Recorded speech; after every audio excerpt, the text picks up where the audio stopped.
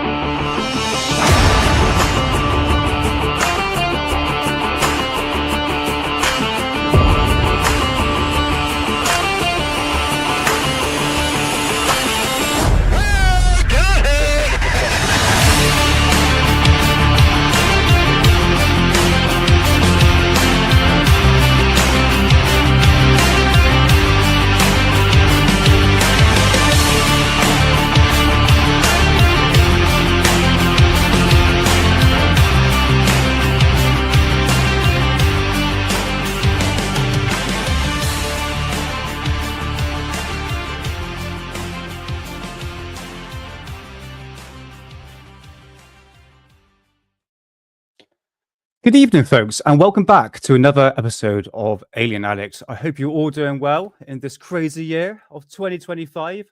And it is a crazy year, 2025, because I've been saying this for a while now, right? It feels like this cosmic change is happening, something vibrationally. I'm not putting like fear out to people, like something bad's going to happen, like happened last year, like, oh, World War III is going to happen. No, I think something's good, something's changing, like the 2012 effect. But time will tell. Time will tell. I hope everyone is having a good week. And yeah, welcome back to the second episode of Alien Addict. And I've got such an exciting episode for you today. It's going to be jam-packed full of rods. Yes, rods. If you haven't heard that before, we'll be talking about it. UFOs, aliens. We're talking about Jason Sand as well. I'm looking at through my notes here, my 10 pages of notes. And so just like a mixed bag today, really. Go through some like UFO footage that's been happening in the past week and some old ones as well. Something we're going to try and pick out, saying, oh, actually, this looks quite familiar to what we're actually seeing today. So, and also be talking about drones as well. So let's kick things off and say a massive thank you to everyone who gave me such great praises last year. What are we talking about? That's me looking at chat. No, the last episode on Friday was honestly, everyone was so nice. Gave me amazing compliments. Say they enjoyed the show as well. I know it's not going to be the same like Ollie, Lee, and Dave, and trust me, they will be back as guests like now and then. And I have been speaking to Ollie and say, look, when can you guys come back? And they said, look, let you do your thing first. So possibly next month, sometime in next month, we got Ollie, Lee, and Dave and have a bit of a reunion together. And just to sort of clarify things, I should say. So I'm all over the place at the moment. I am the new host of Alien Addict from now on. Okay, so if you're expecting Ollie to come back anytime soon, unfortunately, he's handed the keys to me. So as long as possible. But like I said, Ollie ain't be going anywhere because Ollie, Lee, and Dave is pretty much part of Alien Addict as much as I am. But okay, great opportunity for me to be here. And I'm going to make things like really interesting. So I thought I just want to clarify a few things as well. I can see the little banner at the bottom there. We do have merch coming up very, very soon. Alien Addict, yay! I think about £20 each, and I have to make the really good quality. Okay, I did take the piss on Alien Addict live streams going back last year that I used to use it as a cum rag. It was just a joke, right? It's just a joke. So yeah, new merch coming soon. So especially this one sort of help promote the show and everything. So yeah, let's get back into chat because you guys are important because you guys are making this happen for me. So let's go through a chat. And again, apologies for my shitty reading skills. Practice make perfect. That's what my missus says to me. I don't know what she's actually talking about, but so Mods Mayhem, welcome on in. City Diva, weren't we just talking to you just now? So City Diva, you're a really nice person. Honestly, I know City Diva personally. She comes in for cups of tea, and she's like alternative like me. When I first met you, City Diva, I'm not gonna say your real name. I thought there's something about you, not bad. Like there's like you can tell like the alternative people. And I can spot that, and I know it's like, yeah, so we get on like House on Fire. So yeah, Alien Addicts, who are you? S Hammer, how's it going, bruv? Welcome on in. Rotary Motion, how's it going, bruv? It's nice to see you. A classic member of Alien Addict. Mark Jeffrey, thanks for coming in, bruv. John Strokes, welcome on in. Welcome on in. Corbell's Cats. I like that. We've also got here. Rogue Trooper, how's it going, bruv? Coming on in. I can't always say this. She message me. You know who I am. On the rise. Welcome on in. I'm pretty sure we'll get some shitty comments here at some point. John P. Adventures, how's it going, bruv? How's it going? Free Poor Demon. Love the word. Comfy sofa. Oh my god! And you got a sofa as emoji. I love it. Trust me. Once I'm on the sofa, I lay down. That's it. I'm boom gone. That shows my age at the moment. Mr. T, how's it going? How's it going? Moody. Oh my god, Moody. Thanks for being here, bruv. Thanks for being on here. What else have I got here? I think that is everybody. So yeah, thanks to everyone, especially you guys who I just mentioned in chat, because you guys may put amazing comments saying my praises, which is a good thing for Alien Addict. And actually, I'm quite surprised the views actually went quite well. Surprisingly, they were off for about 3 months anyway.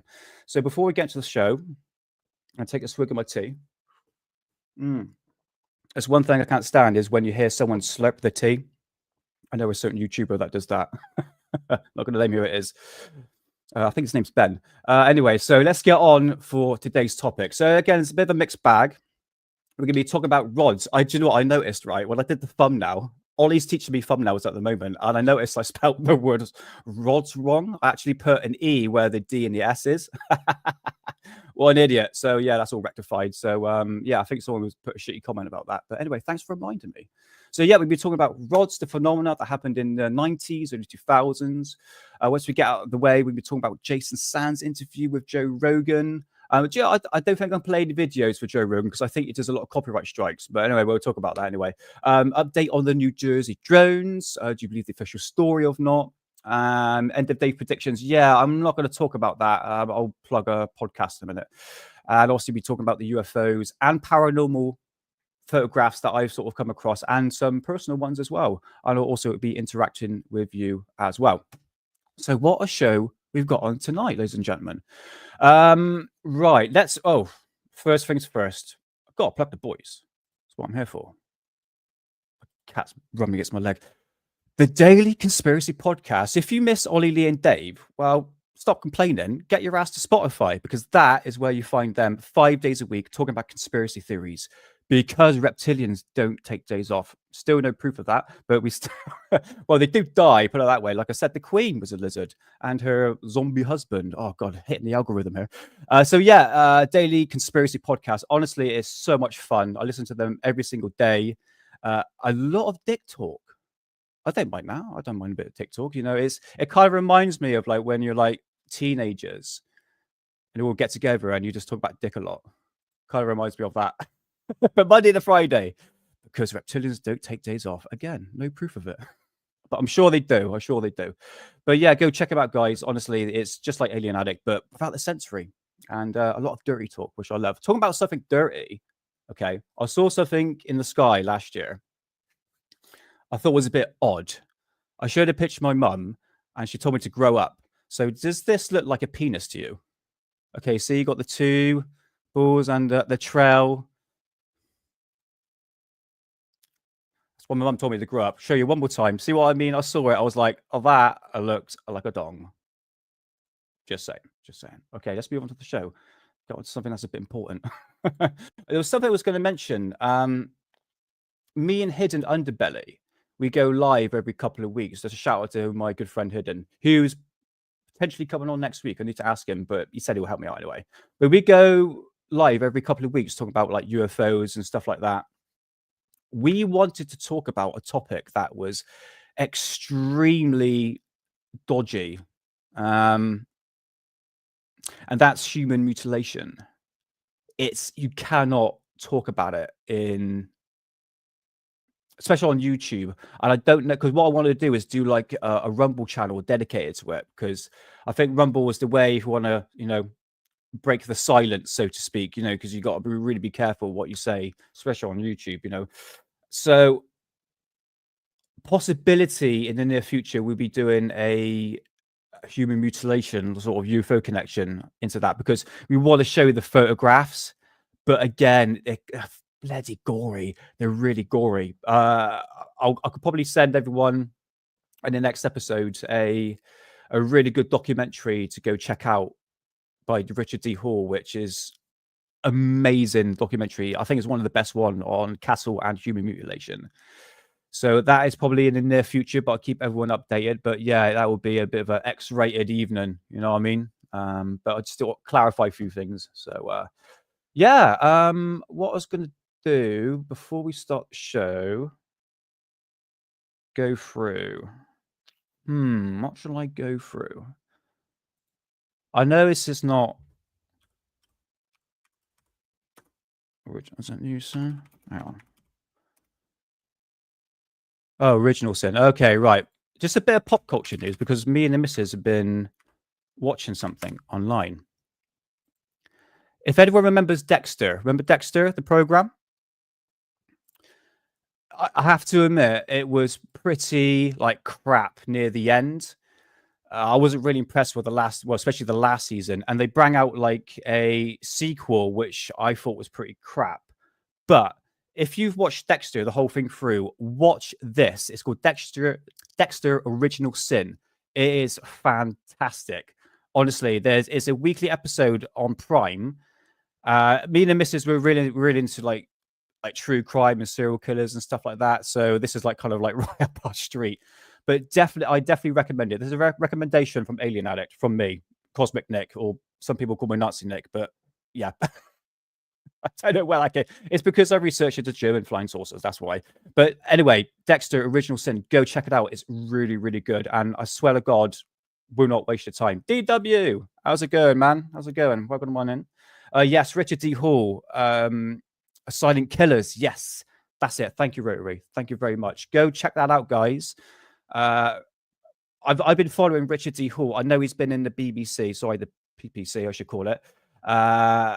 In terms of a thing I can't say, but if you type in Richard D. Hall in Google, you can find out what's been happening like last year, like a massive court case, something to do with an event. But I've been watching Richard D. Hall since 2008. Long time.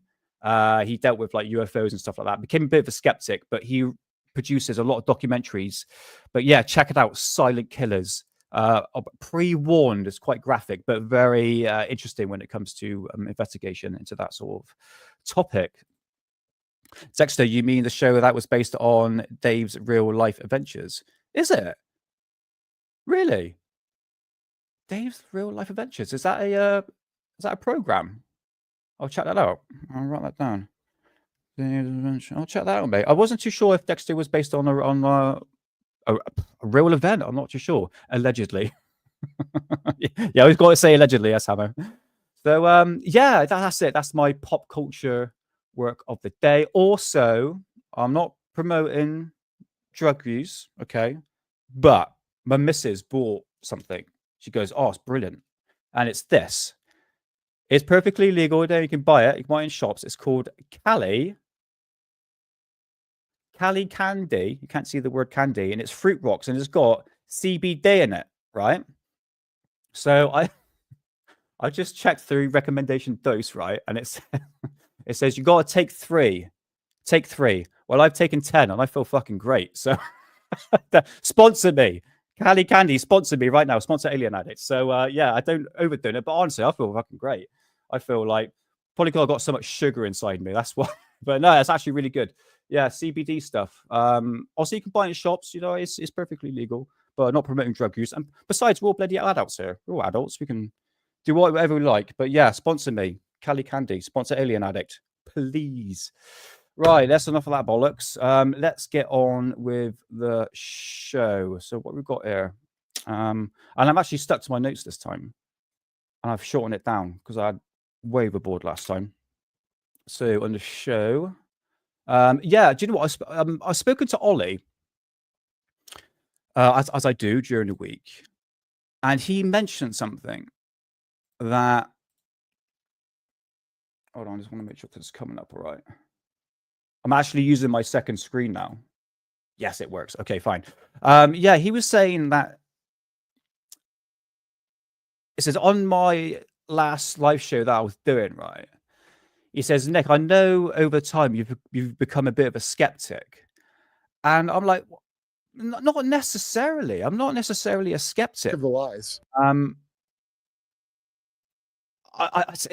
I've always been interested in UFOs and aliens. I've always been interested in that sort of topic, especially like paranormal and even like conspiracies as well.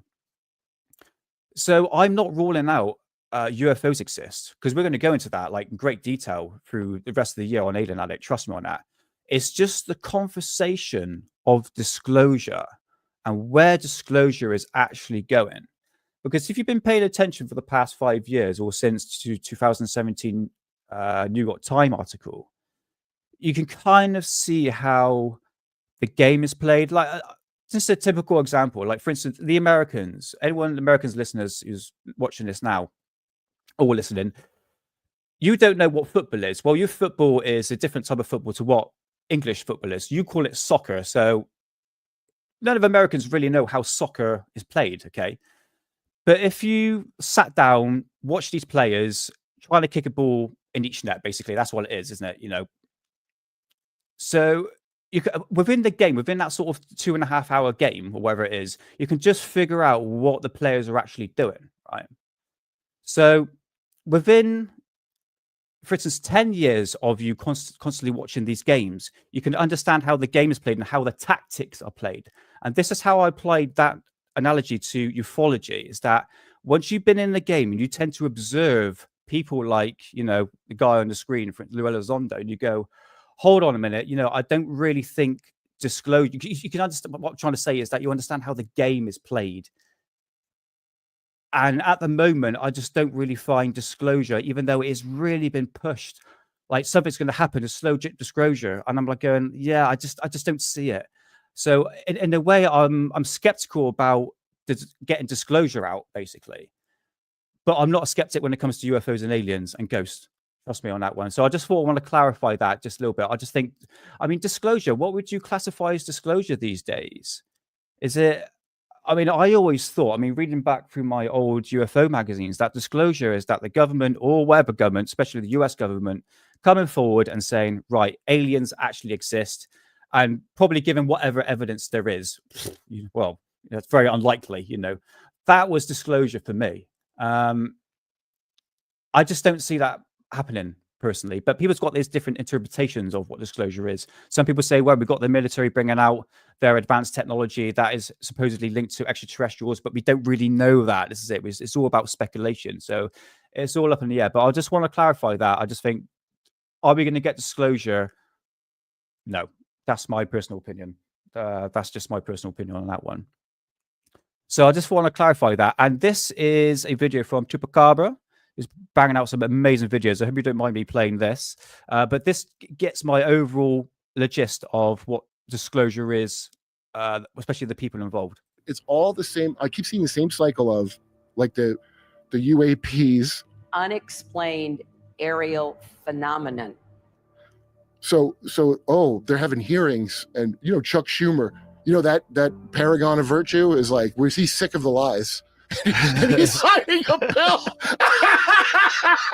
He's sick of the lies, Kurt. Oh, We come right before the office of Senator Schumer to express our appreciation for his leadership. and He's Lou representing the people. dude, you know Lou Elizondo risked his career to tell us there might be something he might have heard and it might be dangerous.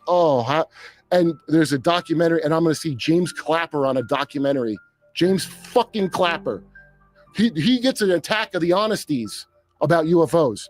Hunter's laptop, though, he's going to sign that shit, right? But this fucker's going to tell me the truth now. So I don't think there's something. I know there is, because you wouldn't be all like how they're being about it. But I'm sick of this J.J. Abrams mystery box storytelling. You know, Yeah, well, there's definitely a lot of propaganda. it's all the J.J. Abrams propaganda, but I quite like that. That's my thoughts of kind of where ufology is at. You find people are sort of pushing themselves in, who insert themselves into ufology, a bit like Lou Elizondo. But yeah, it's so disappointed. It really is. It's just I don't really think at the moment it's you say it's like dangling a carrot, right? That's right at the moment. So that's just my feelings on it. I feel like the conversation of where disclosure is going, it's practically nowhere. It's I'm finding it kind of frustrating. But again, I'm not denying aliens, and extraterrestrials, and the whole shebang of what ufology is. I just think the disclosure-wise, it's just not getting anywhere. Did anyone see Corbell's meltdown about getting credit for handing into the report of the congressional hearings? Yeah, Jesus Christ, man! Like, okay, you had your 5 minutes of fun. Like, yeah, it's all about me and that sort of. I did see it, DW. It was quite pathetic and quite childish, really. Just get a grip, Again, it's just people inserting themselves in ufology. It's look at me, I'm doing something good for the community. Actually, no, you're not. You're just making more questions than answers. Personally, that's just my own personal opinion. So let's move on from that, because I could go on all day about this. And let's move on to blah blah blah blah blah blah. Am I still on Twitter? I think I am. Yes, I am. Okay. Quick update on the New Jersey drones. Let's bring out Chupacabra again. I do have. And let's make sure. Sorry, the volume might not be. Questions. I do. Okay, play this one.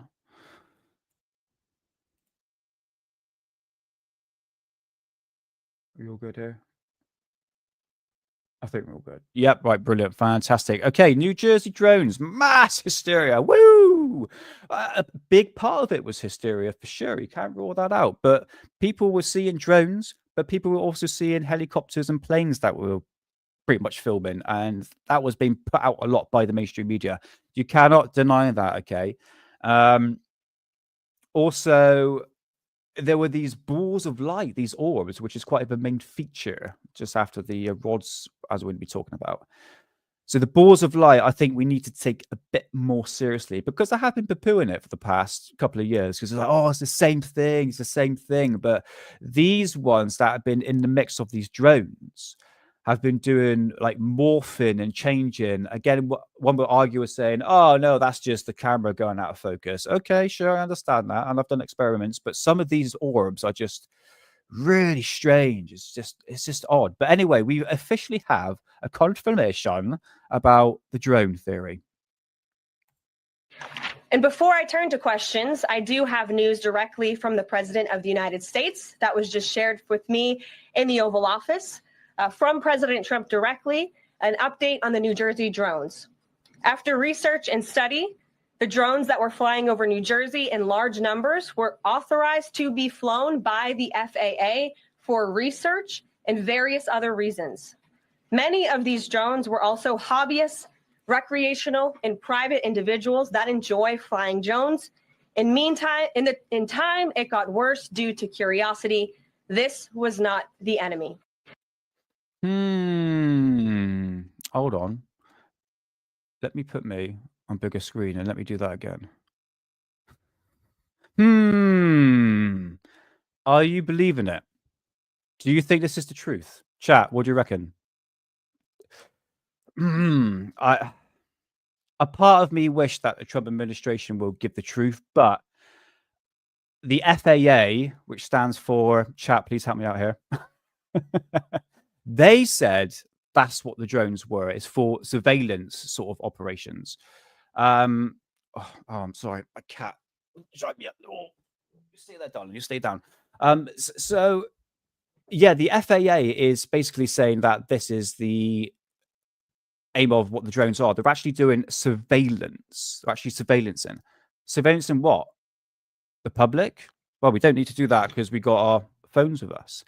It feels to me, I never believe in media, same here. And I think we need to take this with a very pinch of salt because I don't think they've been telling us the truth here. I want to know what exactly were they doing. I understand the mass hysteria part. And look, guys, you have to say, look, that the amount of videos I've been seeing was just outrageous. I mean, Hidden Underbelly was saying, if I showed some of that footage on my channel of helicopters and bloody planes, you would have got laughed at. But that was like a really main theme at the Christmas time, wasn't it? It was quite rampant. Again, I'm not denying there were drones because they were. But what were they actually doing? There was so many speculations. One of them was saying that they were looking for bloody nukes. They said they were from bloody China. I think probably they came up with that excuse to sort of calm the people down and say, right, this is done now. Let's move on to something else. It's just a possibility. They were told what to say, controlled by elites. Yeah. Again, Rotary, I would say that they have not been told the truth. A bit like what Sean Kirkpatrick was doing in Arrow, saying, oh, we've got all the evidence. I've seen all the evidence. Like, no, you haven't. You have not. Yep. Again, definitely hiding something. It's the media. The media, no way. Yes. Balls. Mr. T, yeah, it's really weird, mate. It's not me, it's YouTube. If you put like a certain word in or you put any links, the comments just that comment will stop. Honestly, no one's blocking you, mate. Trust me. The only person that's our moderator is not here. So yeah, that's all down to YouTube, mate. But if it gets redacted, put it on again, mate, because I'll be interested to see what you say. Yeah, they were. That's me rushing my sentences. They are the next army. Take away men to fight. They can control drones, warriors from DUMBs. Yeah, deep. So DUMBs is deep underground military bases. Yeah, where did these drones come from? Probably underneath the sea, but who owns them? This is it. I did see some footage of these drones are like car size, and I believe they were manned as well. So if you can fit 4 people in there, what are they doing? Smuggling drugs? Again, we're just not getting the truth. And when this lovely lady said it, I was like, oh, come on. The same trope. I think, again, just my final conclusion on this, I think it was just, this excuse was just to put out there, just to sort of cover the waters and then move on to something else. That's my personal opinion on that. But we shall see what's be coming up for the next, well, the whole year, isn't it? Because I don't think this drone situation is going to calm down. I did say that in my, I think it was my drone video, did them on the Cosmic Twilight. And I was saying that the drone hysteria will die down, which it did, but it's still there. The drones are still happening, but I would like to have a proper analysis into it. And the FAA needs to stop lying, spit the word up and add characteristics it will show. Thanks. She doesn't believe what she is reading. Very, very true. I didn't get the sense it's not really believable anyway, but she's reading off the script. So there we go. I will do, Moody. Practice make perfect, brother. Practice make perfect. Ah, Rotary. Sorry, not Moody. Oh, man. Right. Okay. So that's the drone situation at the way, because I thought, well, that's a pretty poor excuse, in my opinion.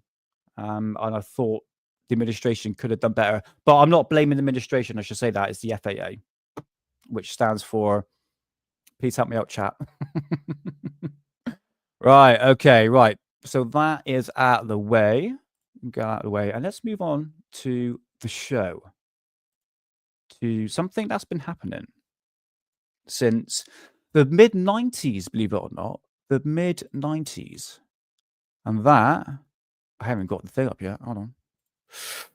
is rods. Though, if those who are new to ufology or the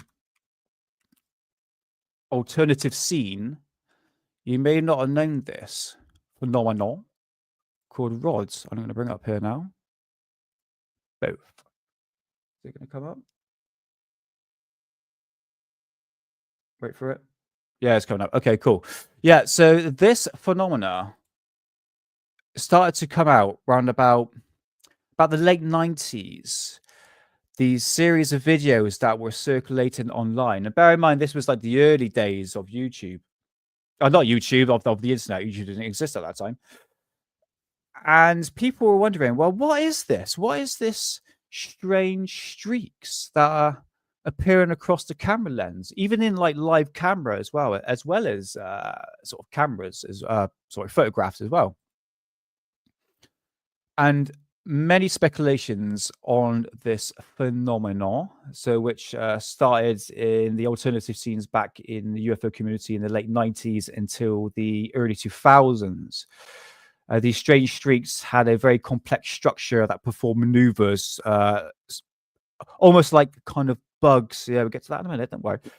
The strange phenomenon was called rods, sky rods, or the current day name of this is skyfish. That's right, skyfish. These creatures, like again, there's so many speculations of what. Hold on. Oh, my camera went off. Hold on. It's many speculations of what actually these were. I've spent the last week knowing I was going to do an episode on rods, what it can actually be. So I did write down a number of books. That's a good one, isn't that?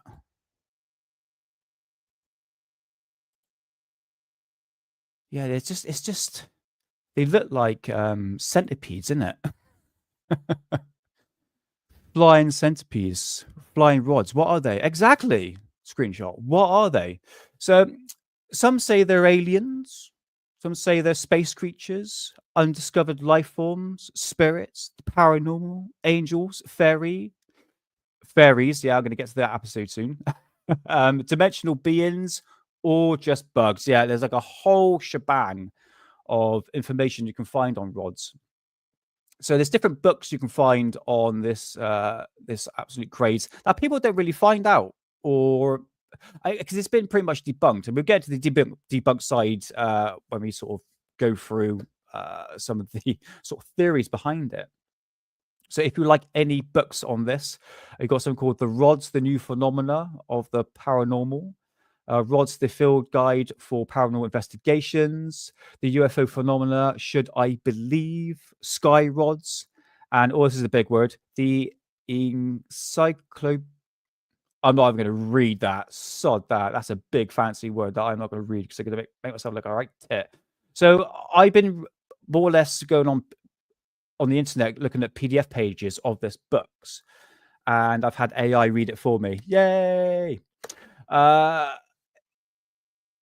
In terms of evidence, right, this is what makes me think, okay, if these are actually real, let's just say let's go for my category and see which one actually makes sense. Okay, undiscovered life forms. Could be something paranormal, could be something alien, okay? So let's put that into a broad perspective. Why haven't they actually captured anything? Why haven't they actually captured the actual rod itself? And this is what's been, hey, Mysterion, how's it going, man? How's it going, bruv? And Lee, how's it going? Thanks for being here, bruv. Thanks for being here. So, yeah, Mysterion. Need to cheat snitch to break down words. See, I can't say that word. Help me, Mysterion. Anyway, but yeah, these rods, I mean, why haven't anybody actually captured it in a net if they're going at a mass amount of speeds? I'm pretty sure we'll be able to capture it somehow.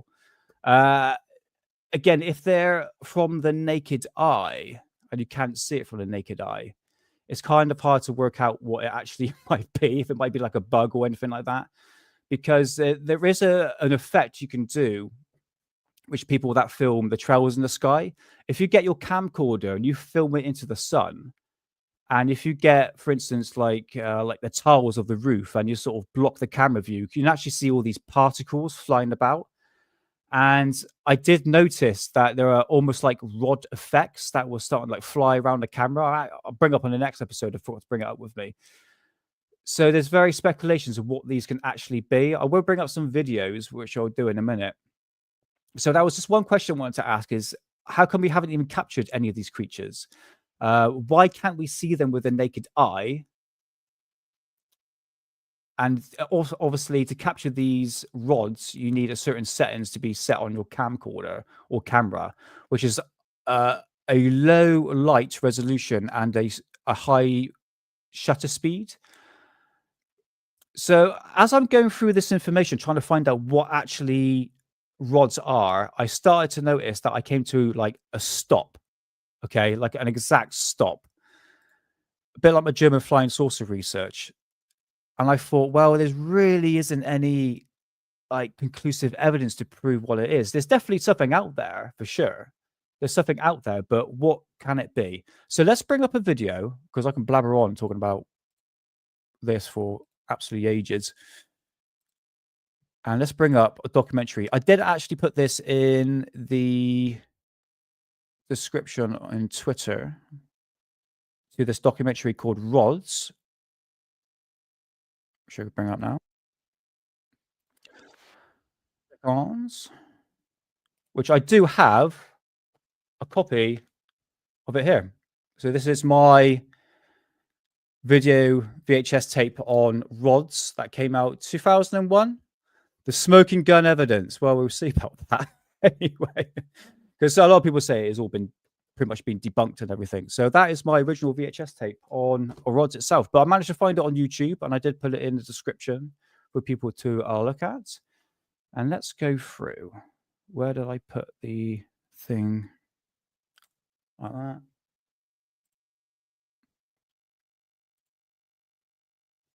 So what happens when you're multitasking, guys? 2 seconds. I think it was about... There we go.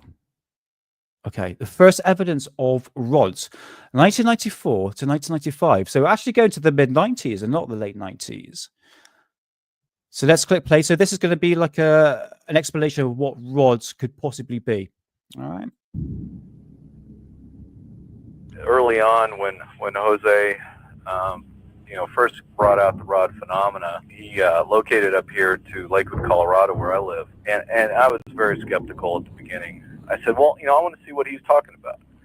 So I literally just sat over his shoulder and watched the early footage. And granted, the early footage was mainly what he and his wife Karen had shot when they were down in Midway, New Mexico. And at that point, I was just looking over his shoulder and just saying, I don't know about that. I don't know about that. But there were just a few shots that just gave me, no, that was something that I can't explain. And we started to build on S. Hammer, I'm just thick as shit, mate. Nothing to do about glasses, mate. I'm just not a very good reader. I find it entertaining, but at least I own to it anyway. that kind of a relationship of, okay, I see what you're seeing here, I see what you're saying there. And it was a lot of an education process for me. And a lot of it had to deal with the speed of these objects, because what we were dealing with actually up until just recently were just a few frames here and there. They were so fleeting and so fast that we would sit there and look over each other's shoulders, and it was like, did you see that? No. And then he would say it to me, did you see that? And I'd say no. And we'd have to play the tape back and review it. And that's when we really started to scrutinize what we were looking at. And I'm serious about the scrutinization. I mean, we started to compare them with birds. I mean, we started to have, a bird shot with a rod shot. We started to have a bug shot with a rod shot. And I started becoming even more intrigued at this point. It was like, okay, well, that's a bird and that's a bug, but this is a rod. So we worked together, and I started telling Jose, I said, you know what? I'm sitting here looking over your shoulder. I'm looking at this stuff, but we're not going to convince hardly anybody of this stuff. We need better data. At that point, Jose came up with a sky fishing protocol, and then we started getting stuff from outside sources, and then we started to see some detail into these objects, and that's when I really was intrigued. At that point, I was hooked. I've been researching these rods, these objects with Jose for over 3 years now. Obviously, rods exist. We have enough video proof of that, I believe. And I think it's time, possibly with this new video, that this is definitely going to go down in the history books, because I think we have an undiscovered life form that is living among us, especially with some of the footage that's included on here on the cave. And we're talking high-quality digital video cameras that are definitely picking up something. And I think it's very important to scientifically go out there and research these and study them. And I think this is it. It's finding them and actually studying them. Has it actually got to that point yet? Because bear in mind, this came out in 2001. So it's been over 20 years and still they haven't really captured. I think there's something going on personally. You could say they're bugs. I mean, for instance, like moths, and we'll get to that. And it kind of mimics the same sort of effects if the shutter speeds were the same. But these old camcorders were literally, I don't know the settings of it, but it was filmed on tape. Whether or not that makes any difference to bugs that are more or less close up to the camera lens, because you had a clear shot here of birds in the background. You also had bugs in the background, but you also had this as well.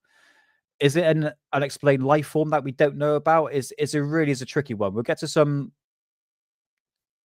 sort of skeptics about talking about it and sort of debunks on it, because we're on Alien Addict. We have to sort of go through both avenues here, you know. But in terms of what these are, paranormal, extraterrestrial, there's nothing to really base that upon. There's been new theories that have come out, but again, it's just theories. There's not really the hard truth, so to speak. But let's continue. Importantly, that rods possibly are something that is just among us as earthlings and on the earth, and not necessarily coming from another planet. Obviously, this video is going to prove that these are real objects, and again, adding to the overwhelming evidence. Okay, so you do have the shutter speed there. Okay, fair enough. That rods do exist, and we've only made up the term rods. I mean, they could be anything, and I really think that we need to have researchers from Mexico, researchers from Canada, and researchers from the United States to kind of bring all these countries together and try and figure out this mystery. There we go. So, chat, what do you reckon rods could possibly be? Skyfish. I like that, skyfish. Is there another excerpt here? Yeah, this is where it all began. You put the comment saying, where did these come from? Someone put it in there. If I missed you, I do apologize. But yeah, it's a tricky one, mate. You can find them anywhere. From the videos I've seen, it could be day and night. But if you want to see it yourself, and I was doing an experiment today, as it was a nice clear sky day. Advanced human tech. I would imagine so. That'd be amazing. Something that small. Welcome on in, bro. Welcome on in. Science education. Oh my God. Science evidence fringe. Welcome on in. Welcome on in. Forbidden fashions. Welcome. Welcome. So yeah, what do you guys think? What these rods could possibly be? I know what a majority of you are going to say. Oh, they're just bugs. I mean, sure. I mean, I'm not going to rule that out. Maybe it's a certain bug. Possibly it's a moth. But it's something that small and that fast. Would you be able to see it through the naked eye? This is it. I mean, bear in mind, we only can see a very, very small portion due to the 5 senses we've got. And if you look at dogs and cats, you know, that even like animals alone, they can see way beyond what we can see. This is why they can, especially like cats like this one here, can see the black shadow that's walking through my hallway. He just tends just to sort of stare at it. And I'm going, what are you looking at? And obviously he's looking at me and he's looking up and he's going like that. Yeah, so again, it's who knows? But after so many years, right? After so many years, you would have thought they would be able to capture one of these bugs, but are they still common in Texas, in Austin, Texas? well, I say that they're pretty much the phenomena all around the world, to be honest with you. So let's see what other videos I've got on this trying to explain what rods are, because I was just like going around in circles going, what can it possibly be? Let's have a look. What about that one? Okay. This was in the intro. This is a proper rod researcher, and he takes himself very, very seriously, as well he should. As an investigator. Who's this? Oh, that's me. Got the wrong screen up. What idiot. Oh, where are we to? Rods. Mystery rods.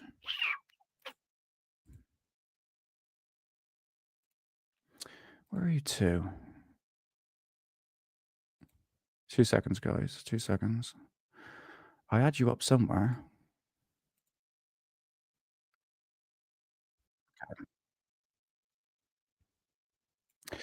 Adverts. Go away. Right. Let's see what this chap has to say. We don't know where they came from. We don't know what they're doing here. We don't know if they're good for us or if they're harmful to us. And it's just like with any virus, man. If I knew that there was a viral infection out there that was up to 8 feet long, I'd want to find out what it's doing here. The rods are translucent. They have translucent bodies, and they have what appears to be a membrane along both sides of the torso in bilateral symmetry. This is where the rod comes out of the ocean. It comes out right here. Boom. There it goes straight up. You can see it break water right there. On a clear day like this, you can actually hide the sun from your eyes and look out there, and you will see rods flying by. Right now, there's a little bit of debris in the air, cottonwood, things of this nature, but I've already seen, there went one. I've been seeing a couple of rods flying by already. We're getting footage from all over the place. I mean, there's thousands of these things all over the world, and they're appearing more frequency. I don't know why they're making themselves known, but I think it's because we can see them now, as opposed to 10 years ago. If you would have told me there was something 10 years ago that was flying around, looked like a snake, I thought you were nuts, you know? Oh, I just saw one right there. Yeah, that's a really good point. I haven't seen any footage, especially like 70s and 80s, of rods. It might be wrong, but I did have a look, and I couldn't see anything like that resembles that sort of rod-like structure in any footage decades before. So that is a quite good point to bring up. We've eliminated insects. We've eliminated lens flares. We eliminated the planet Venus. We've eliminated everything else. We think it's an old prehistoric creature that's just managed to survive among us. We just never noticed it before. I know the government's involved. My phones have been tapped, ever since 1994. I can hear people coughing, belching, farting, Boom, I saw one there. Then went this way. I know it's real, and I want to find out what it is. When more and more people start looking into the skies for rods, they're going to see the other things that are flying about there, just like I've seen. And I see a lot of stuff now just because I know it's out there. That one looked like maybe about a 2-footer. So I have to admit, you make some pretty good points. Why haven't we seen these decades before? Is it a prehistoric bug that is just too fast to capture from the eye? I like that theory. I wouldn't say they're like demons or angels or anything like that, because we don't really know what these could possibly be. I mean, I don't know what angel looks like. It's just through pop culture and what religion has been saying to a certain degree. Let's go back to the original source, right? Because this is where it all started from, the rods that happened in the cave. And this is like a really good example, because what you get to see here is birds, insects, all different types of insects, as well as rods as well. So you've got a whole mixed shebang here. Unfortunately, the quality, this is like the 90s here we're talking about, so it's all done by tape, so it's not going to be great quality. But I thought it's just worth showing this so you can get a broad perspective of what's actually showing up in this camera. You've got the birds.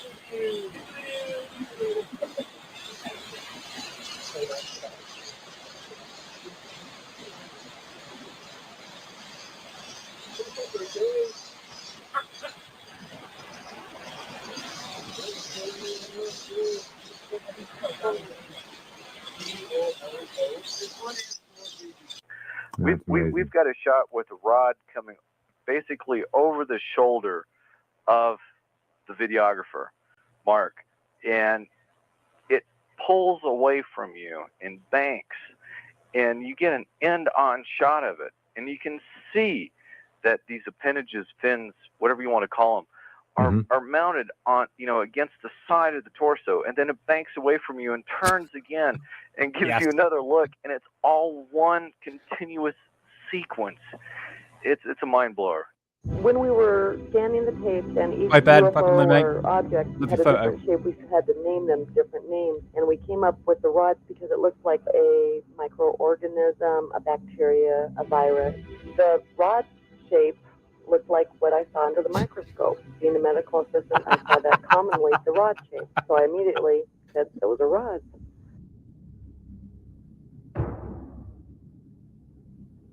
They look just like on the videotape, but Sure, why to not? me they look bigger with your naked eye, and on the videos they look smaller. It seems like they're closer. I get it more, of course, on the video, but I have seen them with the naked eye. Once you get used to it, your eyes seem to catch it better, and you see it straight in front of you instead of in your peripheral.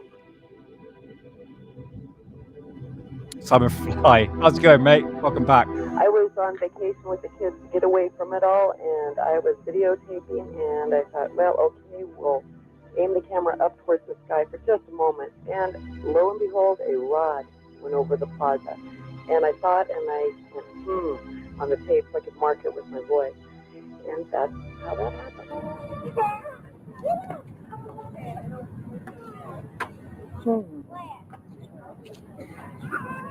After Karen and I appeared on a variety of TV shows, radio talk shows, and after the website was established, it wasn't long before we started getting footage from a variety of people across the U.S. who were independently videotaping for rods in their areas. We now have over 28 states that have rod activity.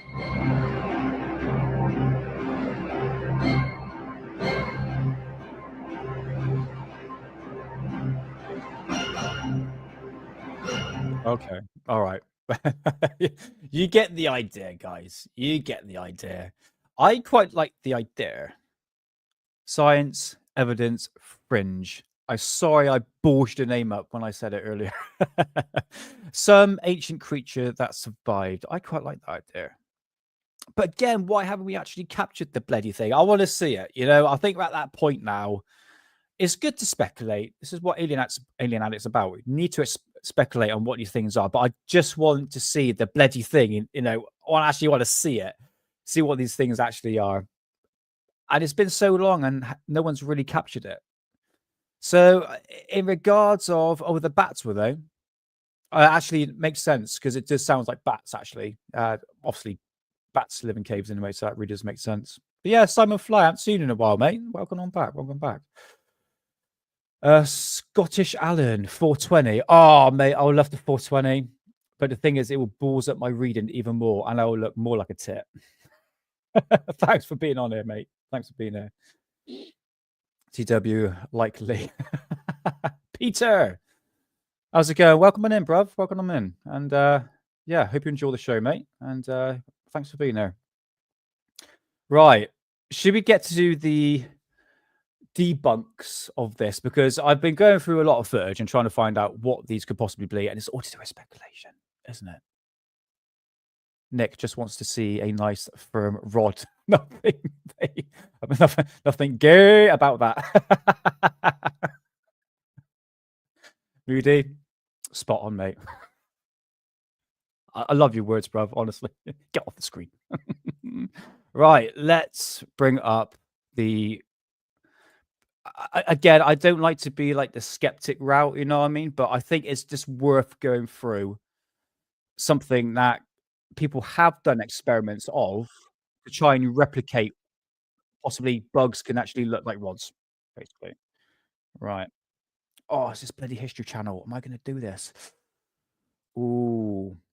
Shall I risk it? Because I know it's Joe Rogan. And I think History Channel are a bit funny when it comes to content. So I will say this is for educational purposes and entertainment purposes.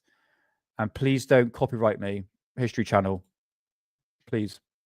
So yeah, this is the rods debunk. This is people going out, turning their cameras and camcorders and photographs into the settings to kind of recreate the rod phenomenon. All right, let's click play. Peter Schmitz and the high-speed camera test may reveal the answer to this mystery. As a crew member shakes the bushes and lawn to get more bugs moving through the field of view, rods suddenly appear on the standard camera. Look at that. They have been hiding in the foliage. This camera expert has caught a rod simultaneously on both a high-speed and standard speed camera. As a crew member stirs the surrounding foliage, rods appear, first as just a streak. But when moving closer to the camera and the light source, the image takes on a more rod-like form. The high-speed camera has been rolling as well, at 1,000 frames per second, compared to the 30 frames per second camera. The source is revealed, a moth. By having the split-second clock readout in both camera views, you can match the exact object in both cameras. We did capture a few images that were very telling. Images that appeared to be rods, but when we looked at them more closely with the high-speed video, determined they were nothing more than a bug flying through our field of view. In this series of digital still photos shot by Anders Jallovic in Malmo, Sweden, a rod swoops down to the water. As he increases the shutter speed during successive exposures, the rod clearly is seen as a seagull. But when he decreases the shutter speed, it becomes a rod again. That could explain this image shot by NASA in 1994. The rod image is likely just space debris.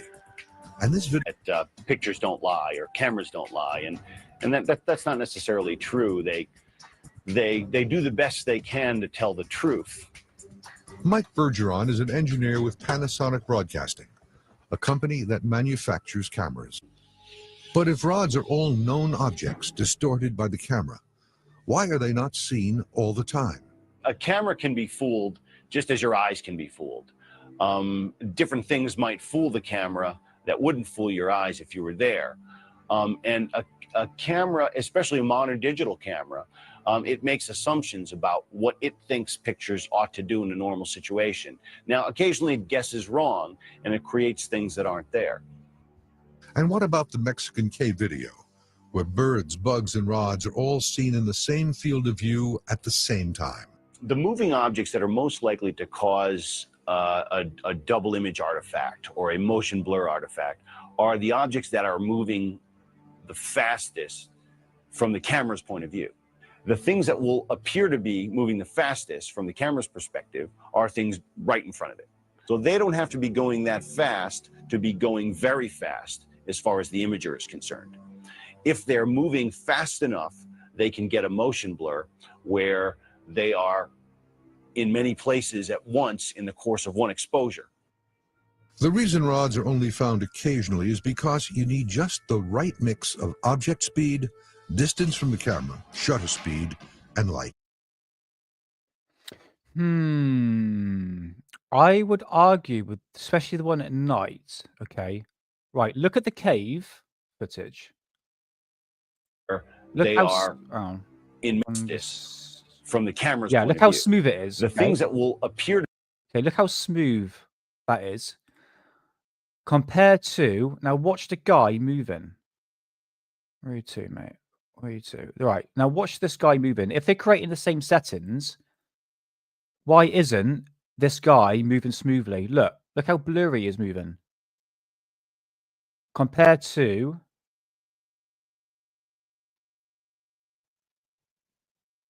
that. You see? So was this settings for this camera being smooth and we can still see rods? Is it the same as this? I don't think so. Sorry. One would argue, say, well, look, that is shot in the daytime. Obviously, because this is shot at night, is going to give off that. See when the guy moves, it's like it's a blurry effect. I'm not ruling that out as well, but I would say that settings is different to that. See what I mean? So yeah, with rods, guys, it's a bit like my German flying saucer research. I just like came to a stop, and I'm thinking, right, what could this possibly be? I really thought after like 25 years there'll be some sort of evidence to prove rods exist, but unfortunately, it's just gone back to just to theories again, isn't it? And just speculation. But again, I tend to keep my mind open, and I'm not ruling it out.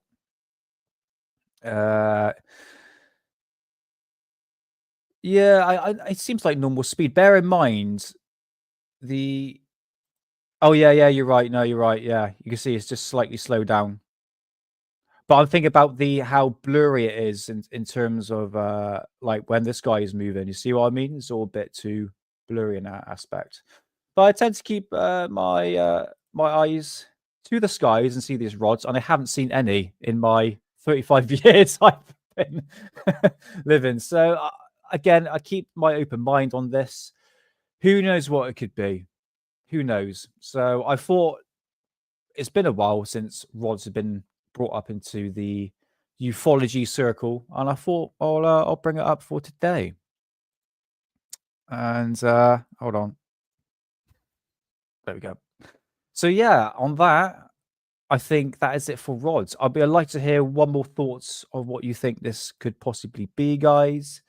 Do you think it's some sort of aliens, angels, space bugs, space debris? It can be anything, but I have to admit the bug, especially the moth, did look kind of like it, didn't it? And one skeptic would be like, "Oh yeah, problem solved. Boom, let's move on." So hold on a minute, let's just take a step back and look into it a bit more further. So if you'd like to do more research onto rods, there's plenty of evidence to get your face into. You know what I mean? And again, I kept that open mind, and hopefully one day we'll find the truth on rods. Rods just sound like a fucking sex toy. That's just skyfish. Let's call skyfish. It just reminds me of a fish flying through the sky. Pretty much that. So yeah, that is my conclusion on rods.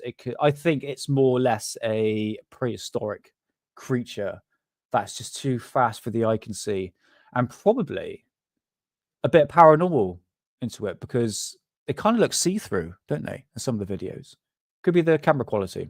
I don't know. So yeah, it would be good to see your thoughts on it as well, chaps. Yeah, magic rods. Again, sounds like a sex toy, Moody, doesn't it? Where's Ollie? Ollie is, I think he's walking dogs at the moment, mate. For a job. I was going to say something really dirty about Ollie, but I can't do that. Yeah, Ollie, Peter, if you've been away, mate, I've taken over Alien Addict as the new host, because put it this way, guys, look, it's either no Alien Addict or you've got me reading badly. So, but yeah, Peter, like I said, I'm the new host of Alien Addict from now on, but the guys will pop back as guests like now and then. All right, so don't fear on that. But I could say a bit better looking than Ollie. Oh, shots fired. Shots fired. Walking dogs or dogging. Jamie Kennedy, thanks for being here. That definitely made me laugh, 100%. Right, let's go through chat and see what you guys think of rods as being a potential bugs, or in my eyes, just flipping like sounds like a bloody dildo, isn't it? Pretty good explanation. I thought so too, mate. I thought so too. It sounds kind of wacky, but not too wacky. You know what I mean? One's at night with possible effects. Yeah, most probably. Sedative. The daytime guys jumping is very slow. Oh, I saw that already. In these days and age, you can't rule out anything. Anything ruled out. Yep. Very, very true. I think the reason people stop talking about them is that they accept they are insects. Yeah, pretty much. Pretty much. One more time. Definitely dogging or chasing rodents. Or S-Hammer. Yes, you've been watching the hold on, wait a minute. The Daily Conspiracy Podcast. Yes. When I was on the show, mate, I've got that sense of humor, bruv, but I need Dave to like lead me on because I don't know how far I can take the jokes. But now listening to the Daily Conspiracy podcast every day, you go, oh no, I can just like say whatever. Entertainment purposes, isn't it? Peter K's dogging. Hey, I know what you're talking about. I know what you're talking about. So yeah, okay, let's move on from rods and move on to someone is some person has been on Joe Rogan, go figure. Going to be talking about Jason Sands' interview because as I was listening to it, I thought there are some tidbits and some bits of information that made me go, what's going on there? Again, I don't know if I can play it. And I haven't even got anything up. Do I have anything up? Let's look at Twitter. Because I remember quite rightly that Joe Rogan gets really funny if you play anything that's anything you show on his channel, basically. Yeah. I tell you, sorry, let's bring up Twitter. Or Twitter as one would call it. Yeah, this is what made me went, okay. So David Icke, who I have seen live last year in Oxford. He was he was in Oxford. He wasn't very well at the time. But he just talked and he talked for 3.5 hours, and tell you what, my flipping ass felt like I was gonna say something dirty there. I try and keep things PC here. but yeah, I can't sit down for 3.5 hours, man. I'm a gardener by trade. I got to use my legs, you know what I mean? But so Jason Sands ended up replying to David Icke. Is it there? Okay, right, guys. If you just have a look where my cursor is, right here, this is what I was talking about. David Icke has come forward after listening to Jason Sands' interview when he was talking about reptilians. The quote he was saying here from Red Panda Koala, he was talking about the quote here is, they don't want to talk about reptilians at all. And then David Icke, I have to admit, kind of like the Jeremy Corbell sort of situation where it's like, oh, it's all about me. You know, I've been talking about this for a long time. You know, what about me? Where's my reputation? You know what I mean? Bloody pettiness. It's like, all right, we get it. Okay, you're all known being. I'm gonna be honest with you. I respect David Icke for a lot what he says, but again, a lot of what he says, I'm like, especially about a certain. I'm not gonna say it. Go figure. Yeah, I wish I could say I can't, but if you know David Icke, you know what I'm talking about. There's a letter begin with I and J. Yeah, which he tends to talk about a lot and pointing the fingers at. A lot of crazy shit he said over the years. I mean, the Rogan interview back in 1991, where he said he was the son of God. In fact, he kind of, I wouldn't say redacted that story, but he says that we're all part of son of God, but he's not saying God like what what's his name, Rogan. I can't remember his name. If it's Rogan, is the Rogan interview that he did, he was talking about, no, we are all part of the son of God, but not like God is God. That's what I remember what he was talking about. But anyway, rambling on. So in terms of the reptilians, David Icke has been talking about this since it says there since the 90s. I think it's about the mid-90s, 1997. Where I've got one of his books here called The Something Secrets or something. I can't really find it. So he was talking about reptilians back in those days, but you can find other stories of reptilians going back well before that. So David Icke has really put himself forward. It's like, oh no, I was talking about this first. So what Jason Sand was saying is pretty much what David Icke's been saying. So you've got to say to yourself, okay, well, Jason Sands clearly has got information on David Icke. But then I was listening to the interview, and you start to realize, oh, actually, no, Jason Sands knows a lot about like past ufology. And there was a few things I want to bring up today that made me go, just like a question, a few things, okay? Let's bring up this. So just see what, let's just try it, see what happens. Let's just test the water, so to speak. What got mentioned on mission was reptilians. But every time that they were mentioned, it was really quickly hushed up by whoever else was on the other end of the line. Shut up, don't say that, is what they were doing. They don't want to talk about the They don't want to talk about the reptilians. reptilian presence at all. They would talk about the tall whites and the grays being in the lab environments. You know, not a lot, but some. But these reptilians, it was like nobody wanted to talk about it. Was there any sort of an explanation? Did anybody give you of why they don't want to talk about it? Because reptilians don't take days off, Joe. Come on, get with the program. No, the only time I got any inkling was that when I, was out of the program and other people started to talk to me about all the different, things. And they're like, well, how many races are there? I don't know. But some people talked about the reptilians. They're like, do you realize that these are evil? And I had to listen to that. And the thing is, we don't know if it's because of their appearance. You would assume Sorry, something that's Rogan. Cheers, reptilian mate. is maybe a demon or whatever, and a Nordic where the blonde hair, blue eyed is considered like an angel, or is it that's just our perception? But that's what you hear. Well, every reptile here is evil. Right? You ever seen a Komodo dragon eat a goat? It's horrific. They're fucking monsters. Every single reptile is a monster. Yeah, that's here. There's not one cuddly reptile you can hang out with, cuddles with you. He brings you your newspaper in the morning. No, I thought that was funny because the lady was Right? like, my snake sleeps with me every night. And the guy says, no, it's laying next to you because it's sizing you up for eventually a chance when it's going to eat you. I was like, oh, one day it's crap. going to eat you. You have a monster that you feed. As long as you keep feeding, it won't eat you. Yeah, people with like pythons for pets. They're Well, out to of give it fucking some minds. credibility, I did do some research after that person talked to me, because I did see that there is a So he did research, okay, after this person talked to him. Where did he get research from, David Icke? reptilian race that is very malign like that. And they even have, according to what I read, this one race has a penchant for blood for some reason. I think it's talking about David Icke. It's like a shark frenzy with them. They have Like a real It's a reptile. euphoric experience for them. Yeah, a reptilian race that does that. It just makes you wonder. It does make you wonder, doesn't it?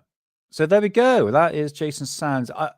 Look, I don't want to kind of shit on the guy because he might have gone through this experience. But I was listening to Good Morning UFO, formerly known as UFO Alien Girl 111. Amy from Good Morning UFO.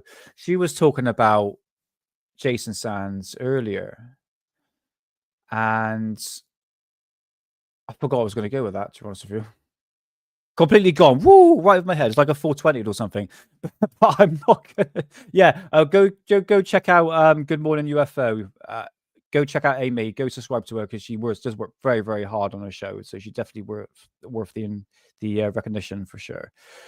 But I'm not too sure whether or not I can actually trust these people now that come forward. Again, Ollie's going to be saying to me, "Oh no, you can become a skeptic." Because like, no, it's not that. It's just we just need some sort of evidence. I just don't think we're going to get anything from these whistleblowers. So Corbell's cat. I'm going to speak really slowly.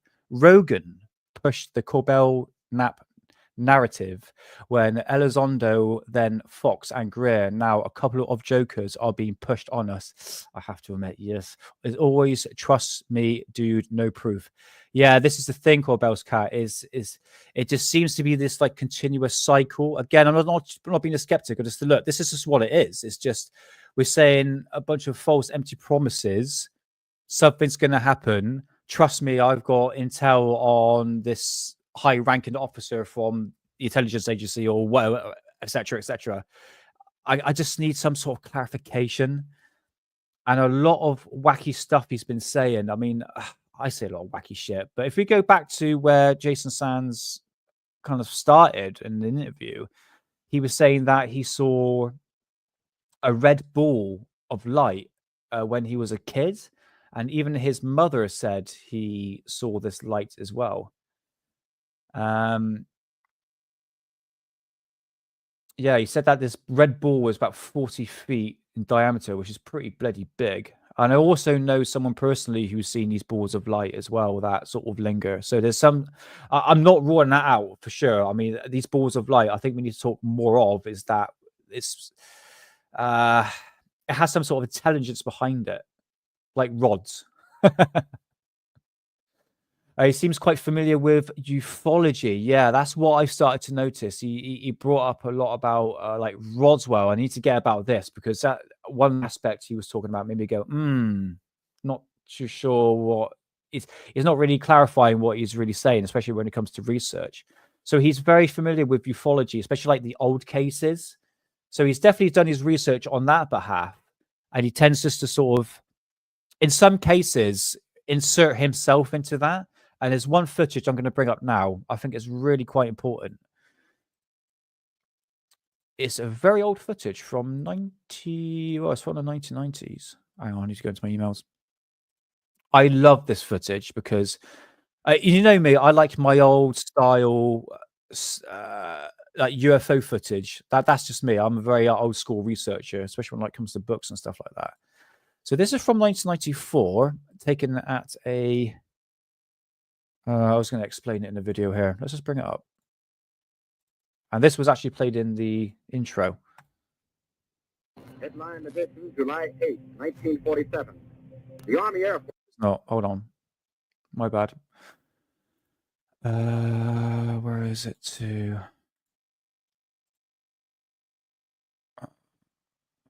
James. Oh, it didn't say I haven't got it. Do I have got it?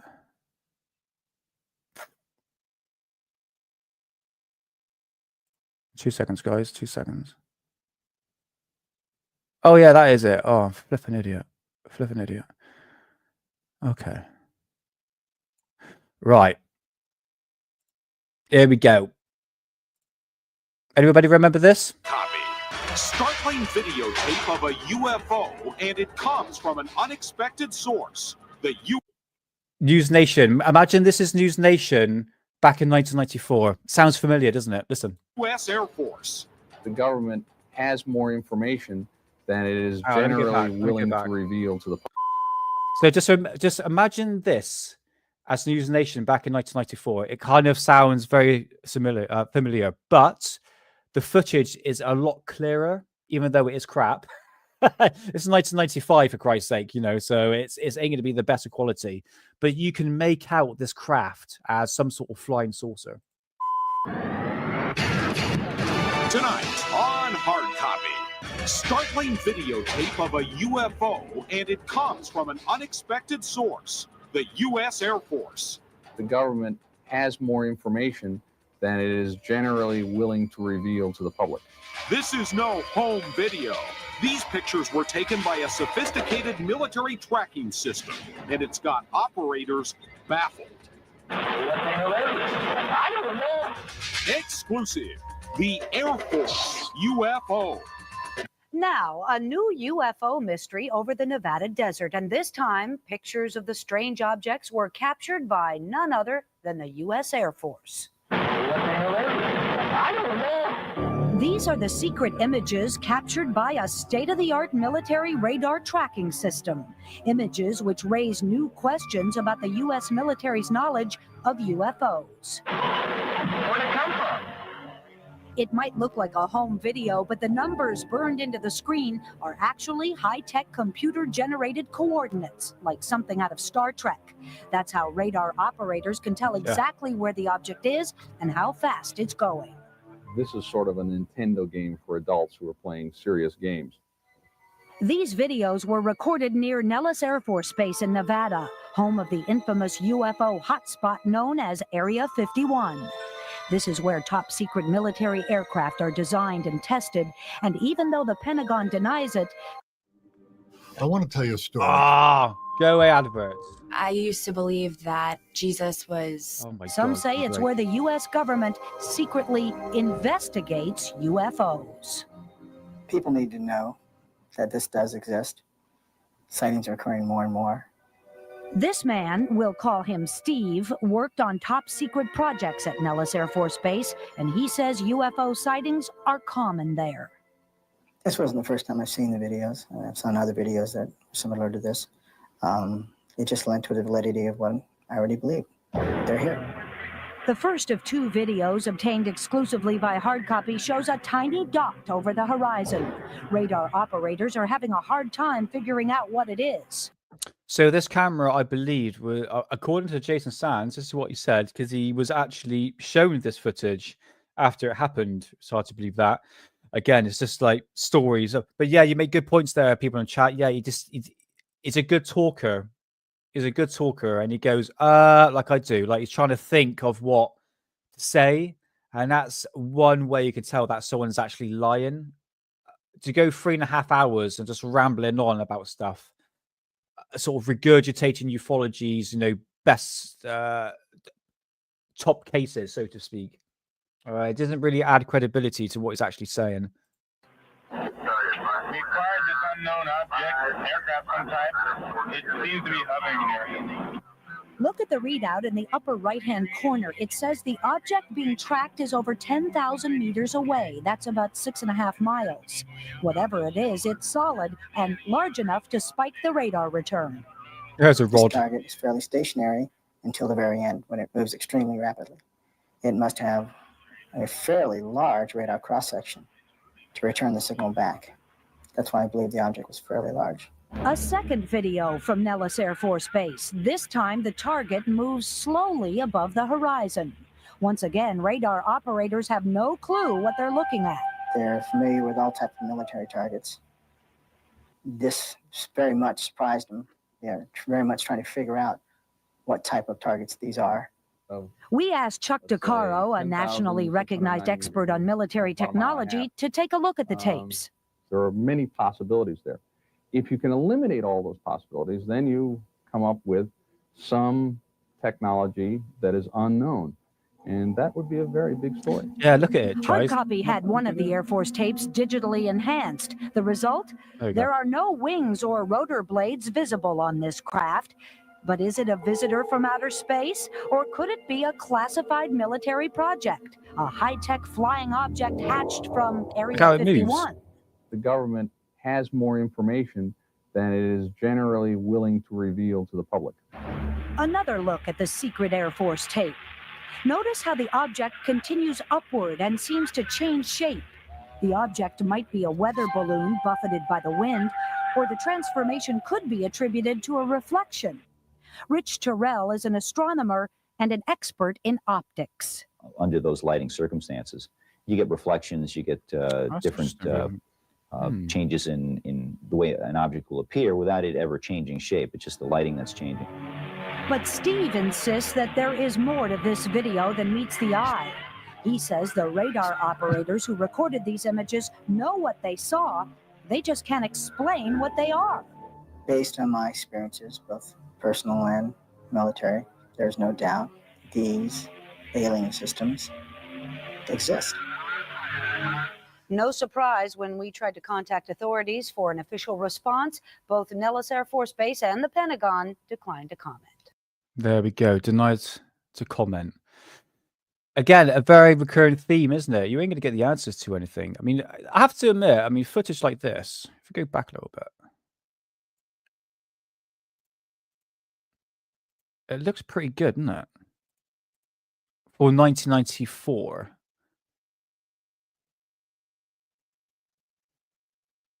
I think the movement is the actual camera tracking the object itself. Let's go back here.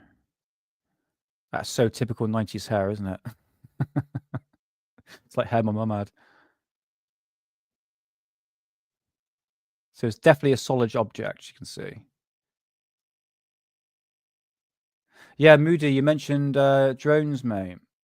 Early test of drones. Drones with radar jamming.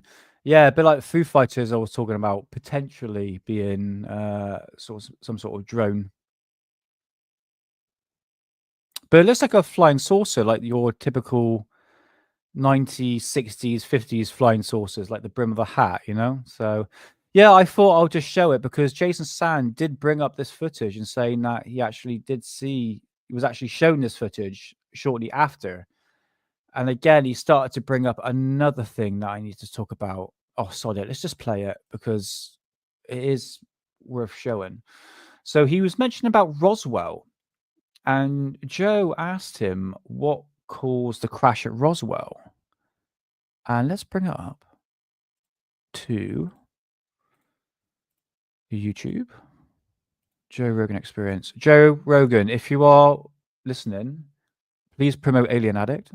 And please don't copyright strike me. I love your show.